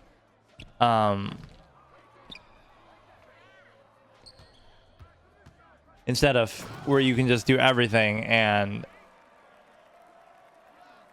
then it doesn't feel fun. You don't have any identity, right? So class identity sometimes comes from the restrictions, again, things that you can't do, the limits of what you can't do.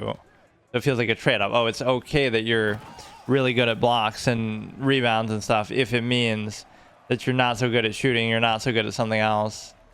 Okay, so this, we're getting absolutely destroyed by this other guy, and I don't know how.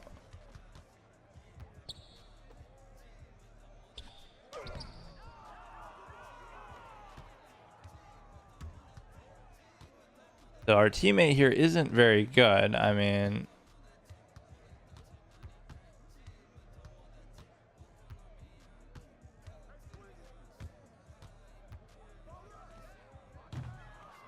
so you gotta hit those if you're gonna play it like the way these people are doing. Okay, like, I'm not doing a whole lot myself, but this guy's doing nothing.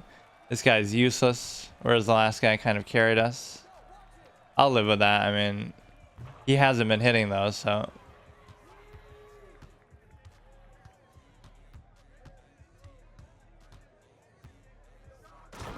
I'm just too slow. Like, I don't have the, you know, the lateral movement to be able to react to that. Like, I'm trying to react to it, but oh, this guy's just terrible though. My teammate.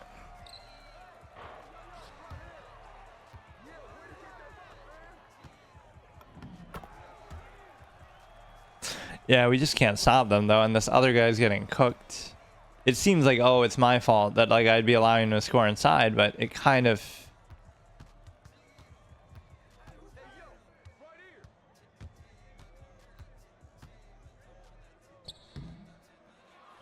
What?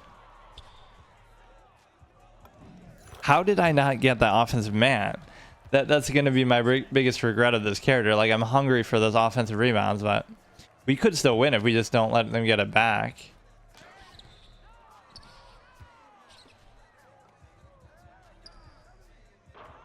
But that was kind of a bailout. You got to take advantage of these possessions that you get, because then...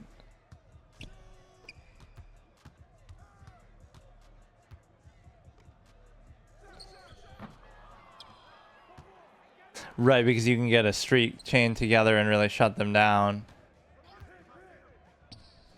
Man, I mean, you got to give it up, though. I mean, this dude was garbage. I didn't do anything too special, but this guy wasn't even a stretch.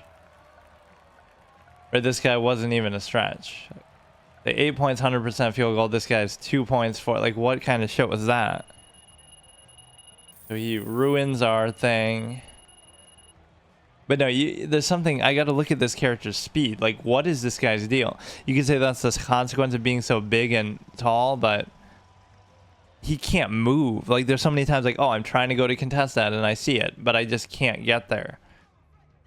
Right, like, that must drive real life defenders crazy. It's like, you know exactly what they're going to do, but you just can't get there in time. So it pisses you off. It's like, oh, why didn't you just block that? Why didn't you just do that? You know, you knew he's going to do it. You're smart enough to know what they're going to do, but you can't stop them from doing it. Or another type of player I'd love to do is like a Scottie Pippen type wing, you know, those kind of wing defenders and stuff. I just love defense so much, and it hurts to see the modern game be like that. But one thing I'll actually push back on is the fallacy that, like, oh, Steph Curry would be shut down by hand checking, or, you know, like, oh, defense would shut down some of these three-point shooters. That's actually not even true, because if you go back and look at how threes were guarded, like in the 80s and the 90s, they weren't really guarded at all. They would give you wide open shots all the time. So it's not like hand checking would stop that. You know, it's a tougher... Again, I'm a fan. Bring back the tougher defensive rules and stuff. But you're not going to stop the quick release of Curry. Like that, there's nothing you can do with that. The kind of shots that he takes are impossible to guard. So part of it is just players are too good now. Part of it is... Where is even speed here? Speed, yeah, that's locked. That's locked. Like, you're fucked with the speed. It seems like a fair consideration to do, but... Maybe getting it to 59 wouldn't be so bad, but I really want to know how to use this. Almost to the point where I would almost be willing to look it up, but I don't like to look stuff up, but it should be so obvious. You have unused attribute upgrades available, but how? I don't get it. What could I do here that...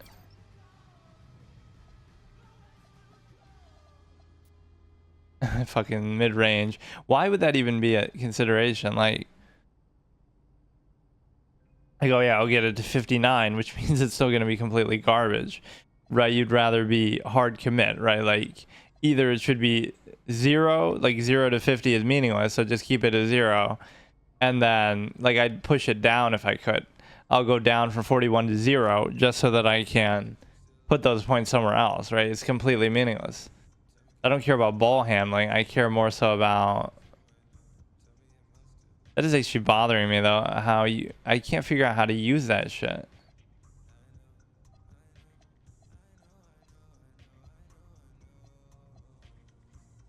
Swap into one of your other my players. I'm kind of trying to stick with this guy, but I don't know what to do next. Offensive rebounding or... Kind of just want to finish those though.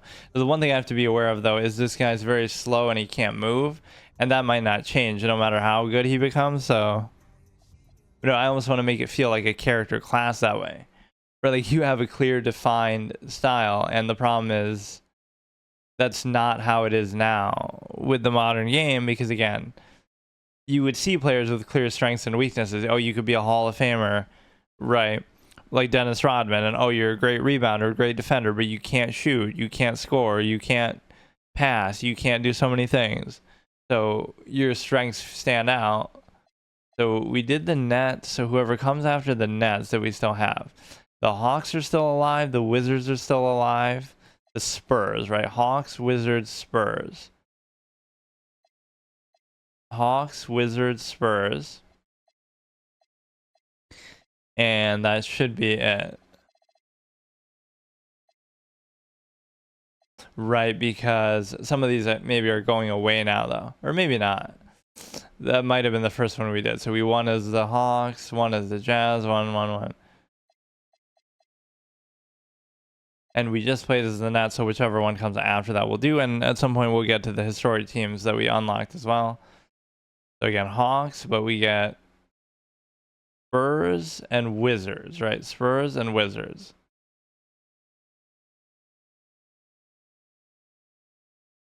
And of course, I don't play Wemby like to try to shoot, but I mean, if you're gonna have those, sometimes you can.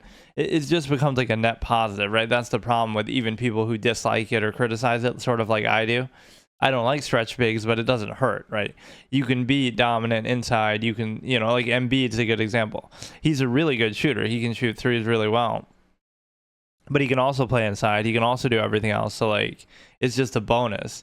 And that was a moment that made Ben Simmons look so stupid, too. Like, when Embiid can shoot threes, but you can't, like, I don't know. Yeah, if we do end up having to keep going with this and lose, then we will obviously get to the historic teams.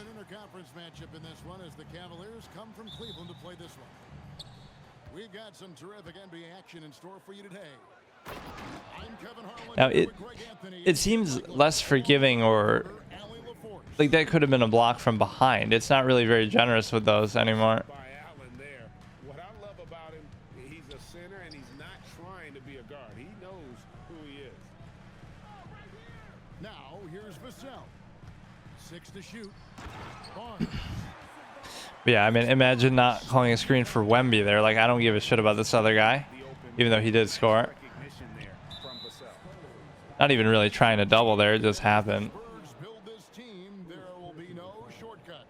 There were so many wild predictions with the Spurs, like, oh, they're going to win a title soon or whatever. I hate those kind of things. Like, I'm right there. I'm right there.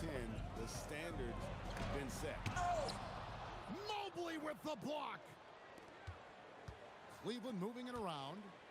Mitchell outside. Weird ass match. Oh, he's okay. He's gonna be one of those release fiends, which it is skill based. It is skill based. I mean, I can't.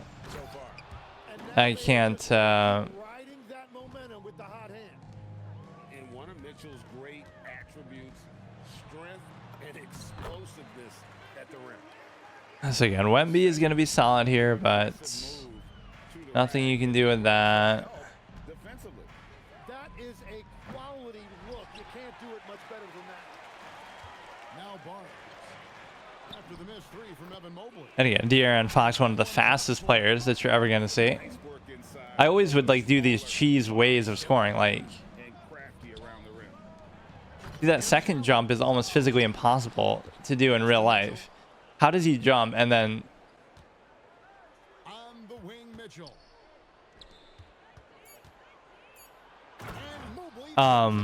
You know, he jumps and then he fully recovers and jumps again before anybody can react. With the two-hand flush.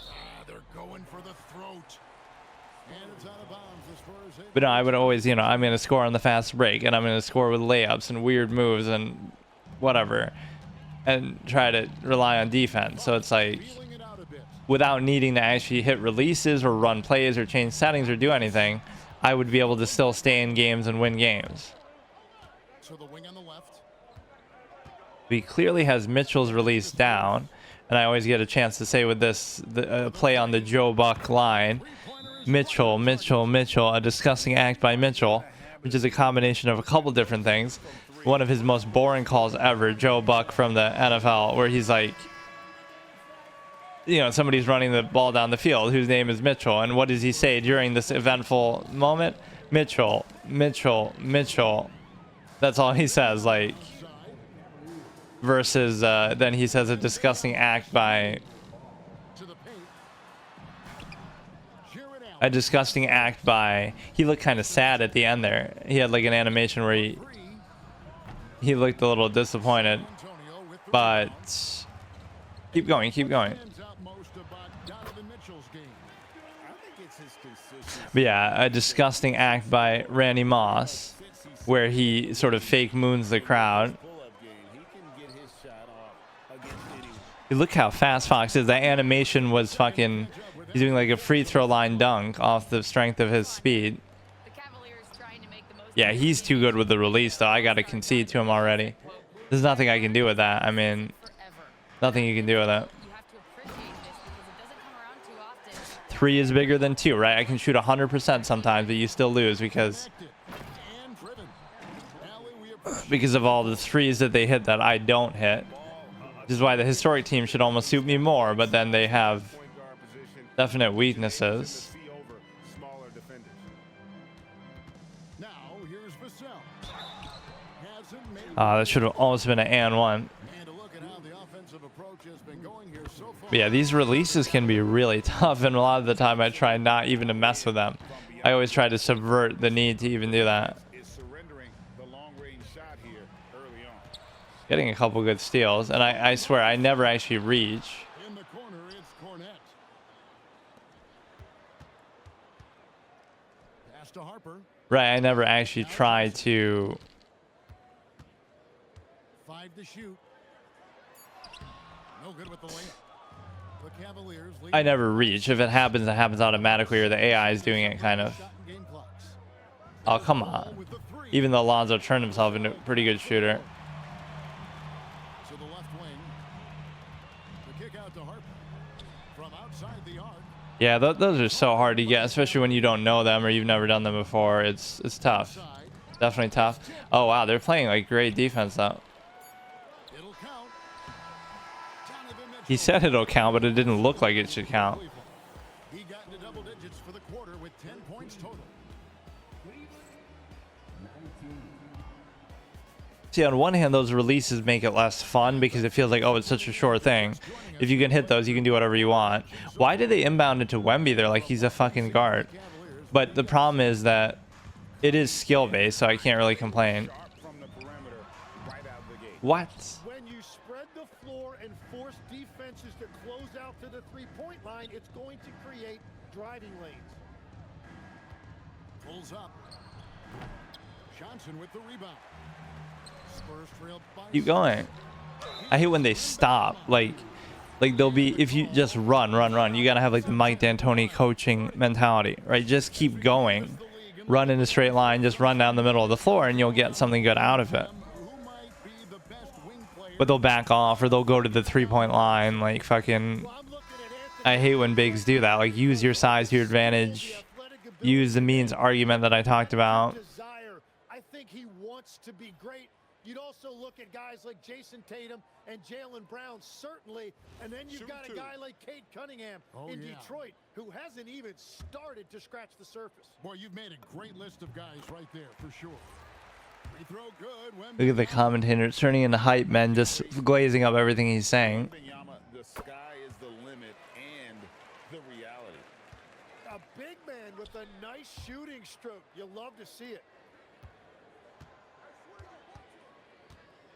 Mitchell with it. I actually hate to see it. A big man with a good shooting stroke. Pass to Wembanyama. Just look at how they jump at nothing. You can just literally stand there. So we're getting some stops, but I don't trust it with some of these releases. I really don't. He's starting to take bad shots now. Literally nothing a defender can do. Sohan inside. The kick out to Harper. Spurs passing it around. Oh, he can't even shoot. No good. Had a chance to take the lead there. And here's Mitchell from the arc. I mean, it's tough. That's like an in motion. It's a tough shot. Got 13. The bad shot. You gotta chase Mitchell out of the corner, or he will drain. I'm surprised by his ability to do this to Wemby. Pass the ball. This doesn't look like a size match that should make sense, but But then at the same time, Wemby's staying with Mitchell, staying in front of Mitchell. By the Spurs. So I don't know what to say. Here's Harper. He's covered by Ball. The kick out to Bryant. Outside Harper. In the corner, Sohan with it. I keep doing that, Once again off the expecting left him to be able to shoot. Pass to Allen. He's sometimes taking pretty bad shots, but then it ends up working out for him anyway. Mitchell outside. I mean, I don't know. I don't understand the concept of that. Mitchell's got Like, 5 points what now. are you supposed to actually do with that? These sort of semi-contested shots, if you just keep hitting those, they're not really good quality shots, but nothing I can do. Spurs trail by 7. It's Fox with the drive. Johnson wide open. He fires. Only K. Johnson I know is Kevin Johnson, who deserves to be in the Hall of Fame if he isn't, who put up Isaiah Thomas type numbers, not the shitty Isaiah who had like one good year, the original. And here's Carlin for 3. I feel like I'm not really jumping at it, but I'm also... And the speed of the Aaron Fox. Wow. GA, he gets up the court. And Oh, they're even talking about his speed too. Water bug quickness with the towering size of Wembanyama. It's a 1-2 punch that promises to His releases, man. Who are these people with, like, how do you know every release this well? How are you so good with them? This guy can't shoot though, is the problem. The Sohan clown guy. pass to Sohan.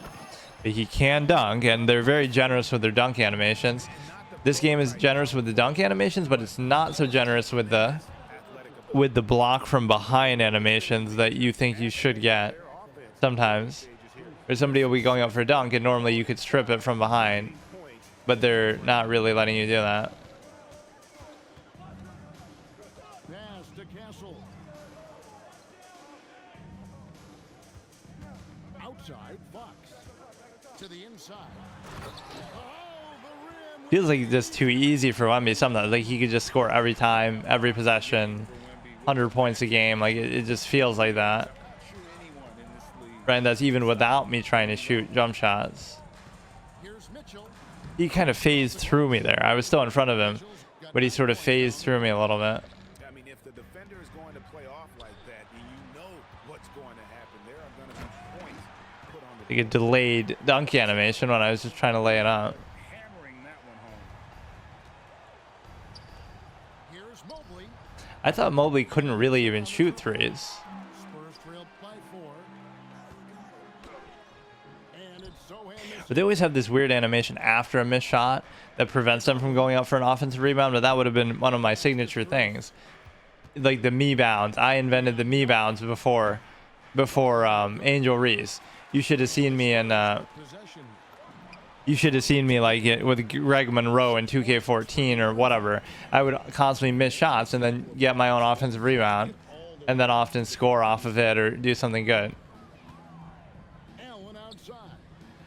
The wide open shot from Strus. And another miss by Cleveland. And that's it for the first We half. kept it pretty close, but I don't like how high scoring it is. I like to keep it within like 10 a quarter, Up 2. around like, you know, so From 8. it could be like 20 to 18 maybe.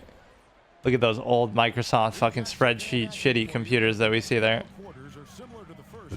This one could go down to the last possession. Right side, Fox. For the tie. Shot clock at Why does he say, the commentator sometimes predicts things that aren't actually there? He's saying for the tie, but I wasn't even trying to shoot or doing anything. Going back a few years, Donovan Mitchell doubled That's ridiculous. I mean, see, I'm not jumping, but He said, "You that's didn't realize how ridiculous. stressful it was until you're He's out in there." motion. Like, what is he, Steph Curry, man? Finally have that sense of peace. I love being in Cleveland, but there's more to be done. Back to you. You might think I cheese too, like, oh, I'm all right, Allie, we appreciate the report. like, oh, I'm doing the same thing over and over and cheesing in the paint, but at least it makes sense that you could cheese in the paint more because you have size advantages and stuff like that. Trailed by 5. The shots are kind of cheese because, Pass to Wembanyama. right, the shots are cheese because they're not based on anything. They're just based on skill, I guess, but How about the show Wemby see that block from behind could have been a thing, but and Victor unstoppable. And although an undersized center, more than making up for it with some serious hop. He's even saying, oh, this guy's an undersized center, but he's blocking Wemby or clowning Wemby somehow. Floats one up. He does it. Oh, that's not what I was trying to do. Cleveland leading by 5. Outside Garland. Like, why is this matchup even happening? And how is he even doing it? This is a Kevin Love on Steph Curry moment. And he has a mismatch too. Fires from deep. Yeah, Mobley I don't think he can shoot, so I don't know why he keeps doing that. Or, I mean, he's not a great shooter. Making the defense pay for the lax coverage that time. Good and a nice I mean, again, Wemby is just like a cheat code cheese type player. I'm not even taking jump. Oh, but he's paying me back. But I'm not even shooting jump shots with him when you can. Boy, to be young again. makes you nostalgic, doesn't it? Harrison Barnes, I kind of forget is even still in the league. Good, solid player. Hold on, Donovan Mitchell. That's his first foul. And one way players look to expand their game, adding counter moves to keep defenders off balance. Greg, what was something you added that really gave defenders pause? You know, the snatch back pull up, you know, using your speed to kind of get the defender. Okay, I'm having trouble guarding this guy though still. Breaks and just create that separation to then go into attack mode. Really? Really? And the Cavaliers lead by Just kind of pushed past you. I didn't know Lonzo's that strong. Ball uses that size inside. Excellent at getting a shot off close to the basket. What? stolen by Allen. And now Should have been a wide open pass to Wemby, but okay. pass to Mobley. Back to Hunter. All you got to do if you're Wemby is like sort of just roam and just kind of show your presence. You don't have to always do anything. The drive by Barnes. Mobley with the block. A good recovery. I totally faked him out with my pausing tendency. It was last touch by Mobley. And the Spurs making a change here. Look how fast he is, dude. Yeah, the commentators are sometimes talking about things that aren't even happening. They kind of predict something like, oh, Wembanyama he wasn't even involved in the play. They just miscall it. Rebounded by Castle. Spurs trailed by 5. Outside for Wembanyama. On the wing, Fox. To the middle. San Antonio needs to get off a shot here. Here's Sohan. Man, I can't. Now Wemby's tired too, so I should call a couple timeouts for that. Wow, I can't deal with that. That one goes. Count it. Oh, a fearless play by Mitchell. Sinks his shot while being fouled, and now he'll get to the line. What do you guys think so far about the offense All right. for the Cavaliers? Yeah, he is like Dwayne Wade 2.0, like where it's deceptive. He doesn't look like he can finish that strong, but Sohan with the ball. Guarded by Hunter. Back to Bryant. Pass to Cornette. That's weird backward shot. They treat Allen like he's such a great defender that, you know, the rating sometimes supersedes other things like size and whatnot. That's how they treat some guys like Draymond Green and stuff. Nice bucket there. Here's Bryant. The shot from the low post is good. We're still within striking distance, but we need to give Wemby some rest or some shit to have a chance here. And it's ball penetrating. He would have had. Oh wow, AI is fouling him on a 3. Right there. He'll go to the line with a chance for 3. It's almost hard to foul people on a 3, right? Even if you try to, sometimes it doesn't happen. The entire team to earn that foul. And he makes all 3.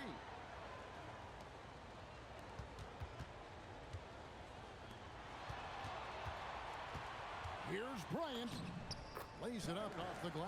Bro's looking like a different Brian out here. Like, who are these random people that I sometimes make useful? That is too easy. And so it's Cleveland. Heading to the bench with a 7-point lead as we I just have to go on fire crazy with Wemby here as my only shot.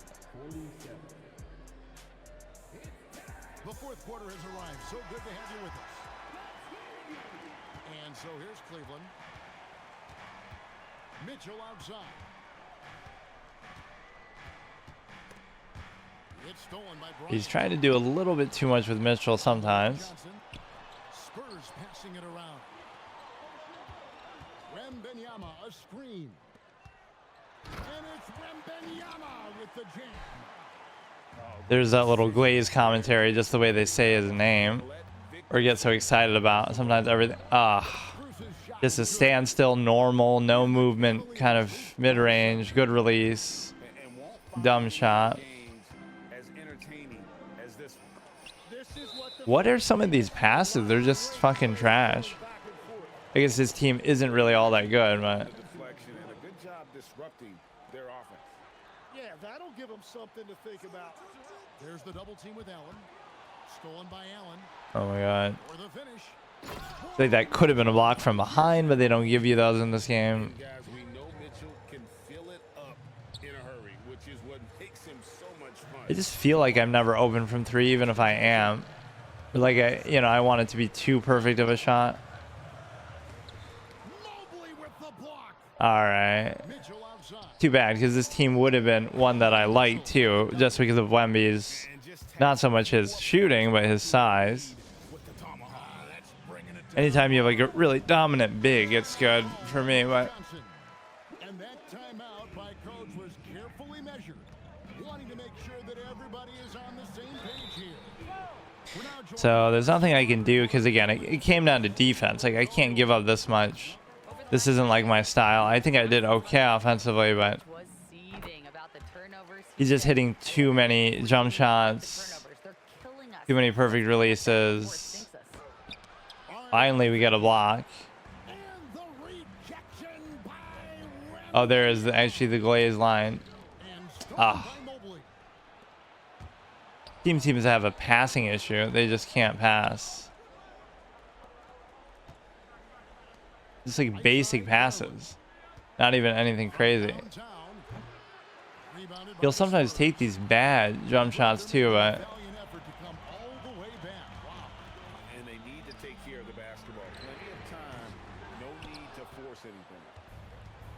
And so it's Mitchell who brings that release made it seem like he can't even shoot because he was pretty open. Mobley is Oh, fuck. and he does not hit. Fourth quarter of play. We're about 2.5 minutes through it right now. Outside box.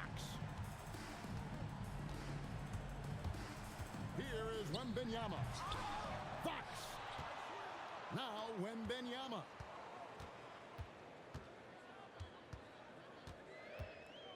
Trying again. Mobley You can just tell he's tired even. Cavaliers leading by 9. Garland fires. The three is off. And it doesn't even matter that he's surrounded on that possession. He's got the size to pull those boards down anyway. Johnson the screen. One-handed. Running the pick and roll. Sometimes I just underestimate even the dunking. You could say it's like bad karma for me, like, oh, I don't take jump shots, so now I get punished, but Johnson when people can do it, but it's still, defense could still carry you there. Sometimes I'm trying to hesitate and like fake it, but it does it anyway. Right? Like, I'm not really trying to shoot that. fires the three. Oh, come on.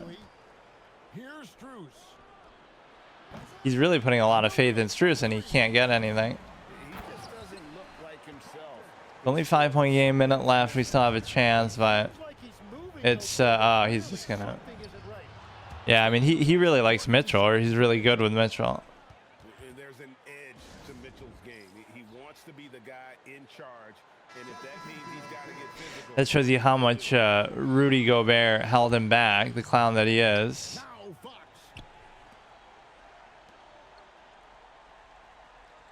.59 seconds left in the fourth quarter. Here is Wembanyama.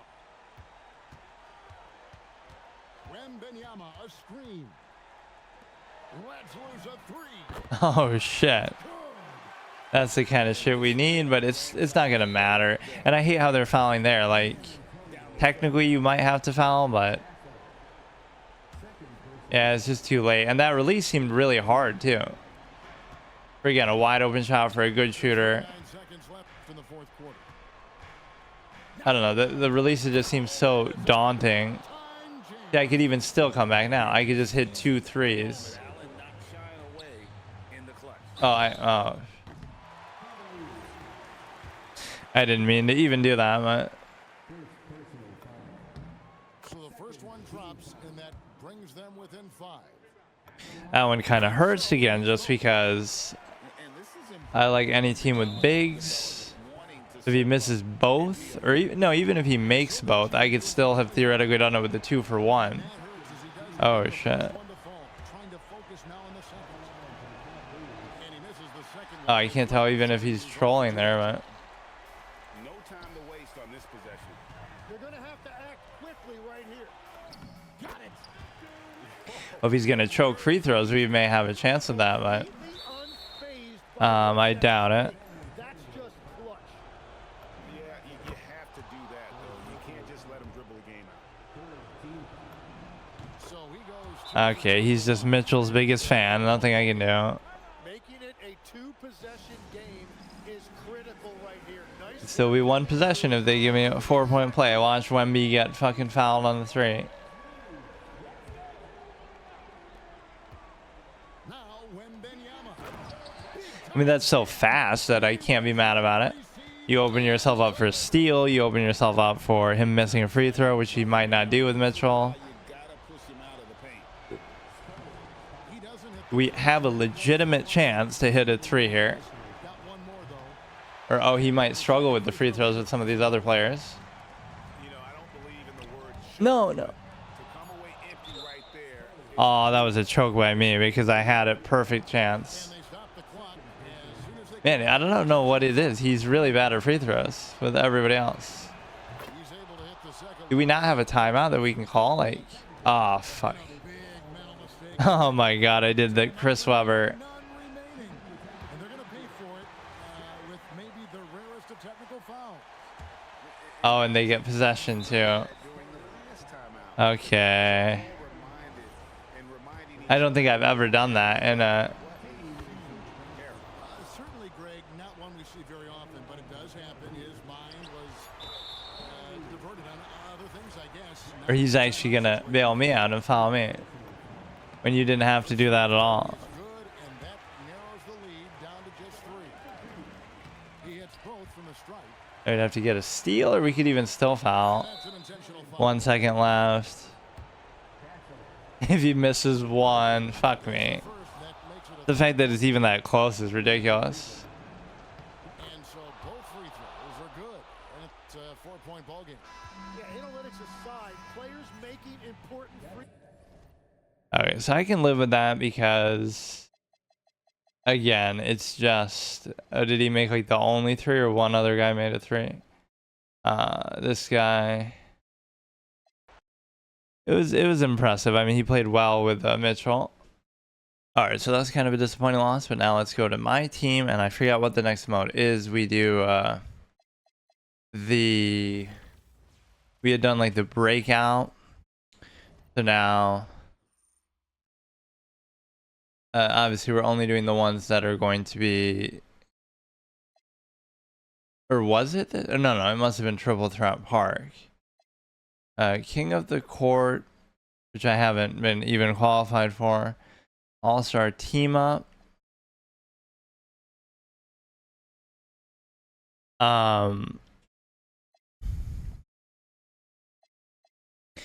I think it was the triple threat thing we did last time. So we'll do this, and then if we had whatever, the Wilt would be my go-to here.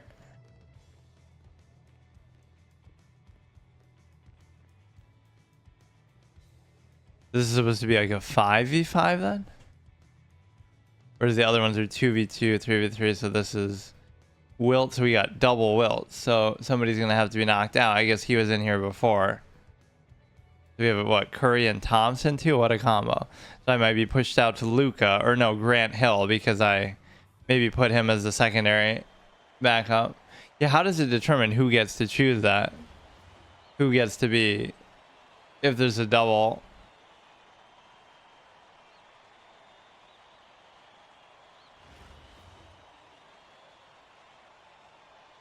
I love these generic brown shirts that we have too, just like not caring about the customization.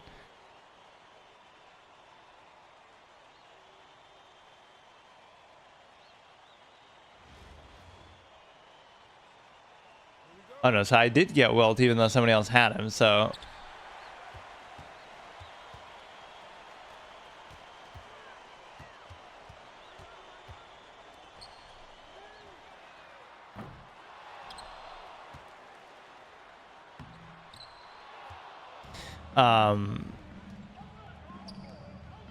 Yeah, everybody like moves weirdly. That's one thing I don't like about this mode.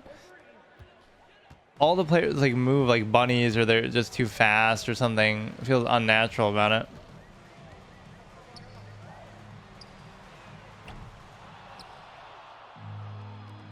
Yeah, so you can't expect to really...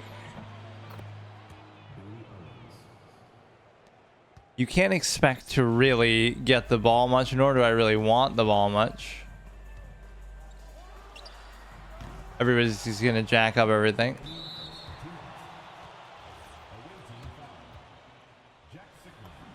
Oh, imagine getting that. That should be worth way more than fucking... Wow, I just... What? Maybe his free throw rating on this is higher because he's a 96, but...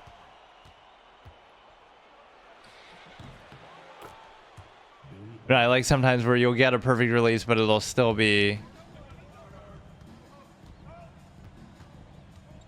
It'll still miss, or like it can get blocked or something. I'm getting a lot of offensive rebounds already, but... And I have our only 2 points. I mean, you can always blame me if we lose, but...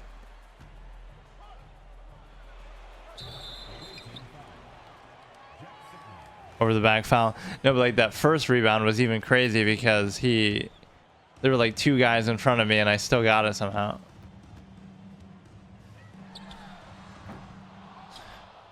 This is all people do. They'll just hold the ball, jack up threes all day, make enough of them sometimes to stay in it, so I can live with that. But no, that's what I should be doing. Like, okay, I'll set screens. I will, you know, just set screens, get offensive rebounds, get blocks, play defense. Like the Lakers wilt, where it's just more like...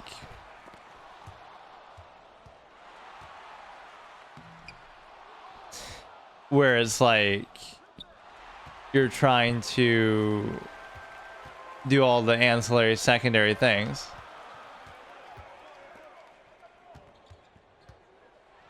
That was such a moving screen, it's a joke.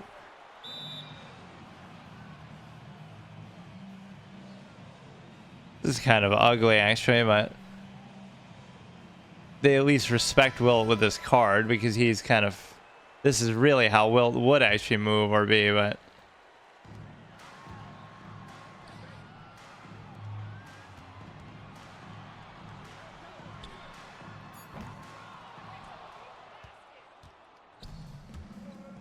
It's just how the modern game works. Like, everybody's just jacking up threes all the time. Doesn't matter if you're open. Doesn't matter about anything else.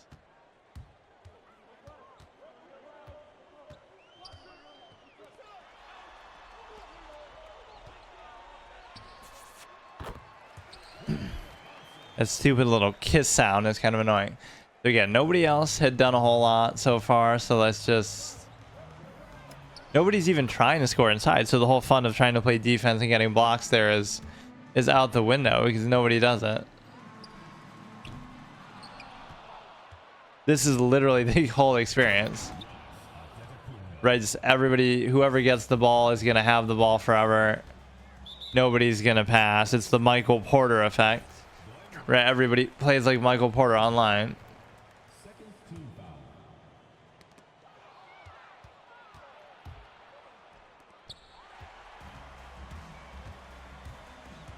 Two guys were open in the paint there, and you instead choose to do that shit.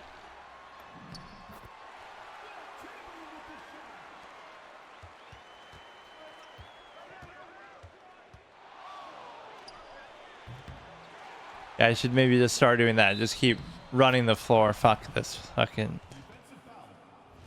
Right, if they just toss it down.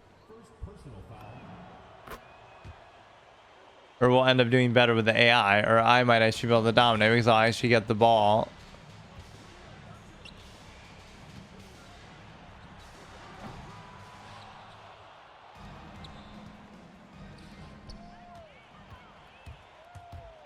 You know, somebody should be open in the fast break way.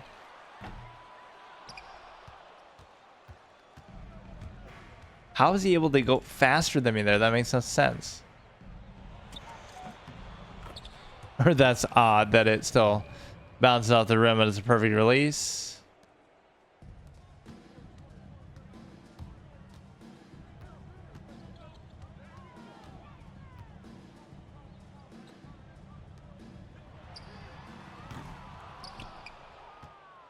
So annoying though, and now a lot of people left, presumably from our side. I don't see why, you know, you would leave from the other side if they're winning. So, yeah, some of their releases are pretty good.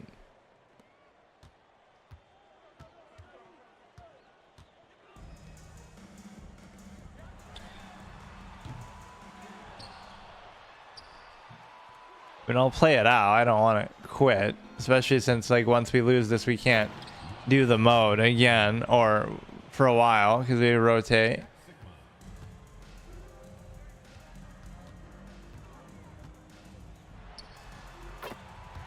Oh shit, look at that. Yeah, like the whole team was bad. It's like nothing, you can't even blame me sometimes. Like I'm a common denominator in a lot of teams that do badly, but it's surprising that, I don't know, there's only so much you can do.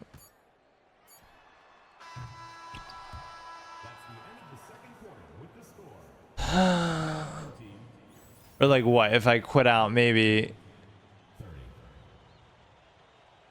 If I quit out, maybe they get the win automatically. But now, because I'm not quitting, they play the rest of the game. 92% field goal percentage, of course, of course.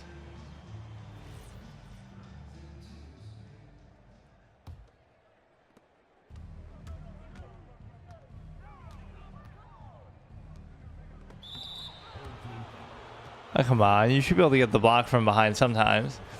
Or again, whenever people are doing like statistical analysis of old players, it's always unfair because blocks weren't recorded. So as much as people try to use some error fallacy, it's actually the opposite, that they would they were actually better because you're not taking into account the full thing there, their full stats, versus, oh, you think they're worse somehow or whatever. People try to minimize it.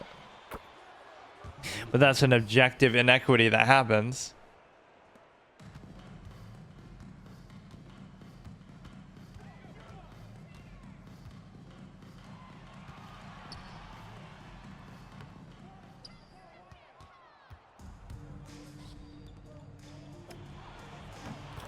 But how are they so good with their releases all the time? They can't miss anything.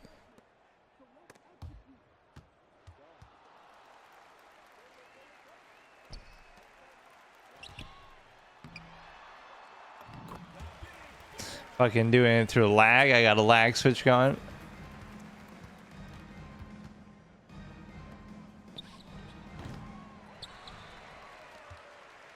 So yeah, I think my whole team is AI, so we're playing with AI against a bunch of actual real players, which in some ways can be good, or it can be better than the shitty team we had to deal with.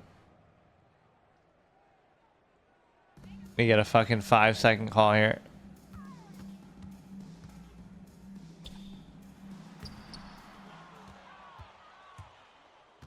At some point, if you could...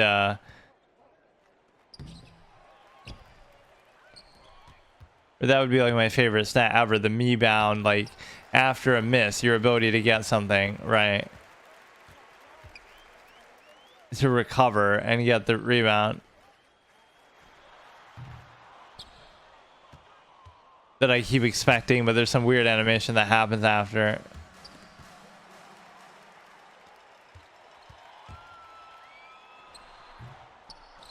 Even the fucking AI is playing like that clown shit. Where you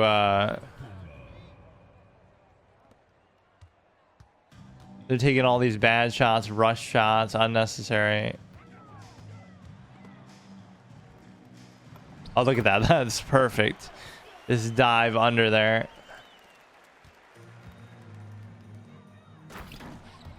Come on. Some of those should be blocks from behind. I don't like how it does that.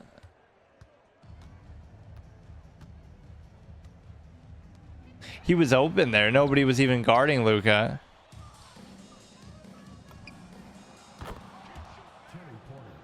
I just always jump at that as a habit, even if it's a perfect release, which in some ways is kind of a bad mechanic that it shows you that again. It kind of guarantees that you know it's going to go in, whereas you'd always be wondering otherwise. Like that's part of the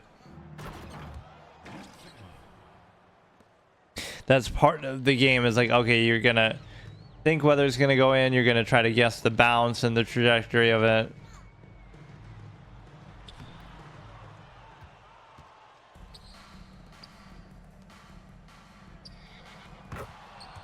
Yeah, they can't miss a release. I mean, there's got to be some hack that people have that fucking everything is green all the time.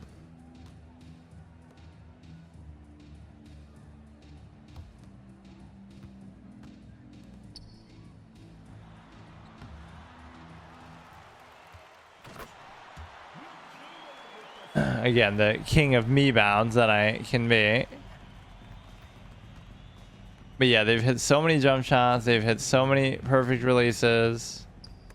He didn't have to stop there at all. He had it. Be like, what are these rush shots? Like, why are they playing like that? Why does the AI even play like that?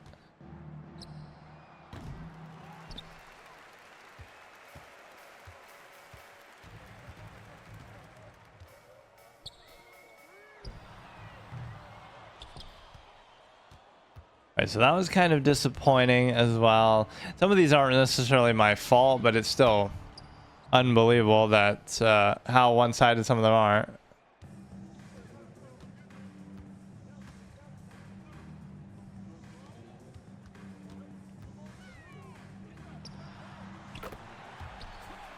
Okay, 20 to 53. I mean, again, defense just didn't exist. We couldn't do anything with it. And obviously the players were even worse than the AI. Honestly, they kind of were. We've done kind of just as well without them.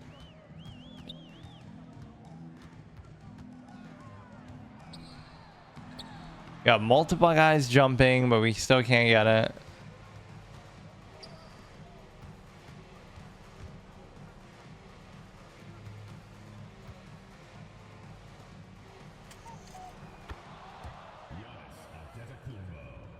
Can't escape chess anywhere. Everything I do, I see a reference to it.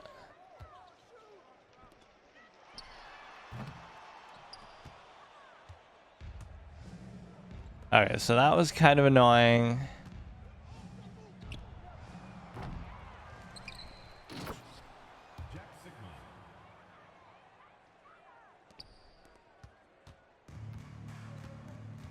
Or is the CPU gonna show sportsmanship?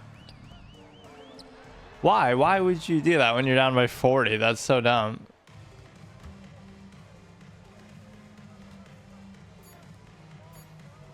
Oh, of course they're not gonna show sportsmanship either, but all right, so that was pretty shitty. Everybody quits out. We would like to thank all fans for making it out to tonight's event.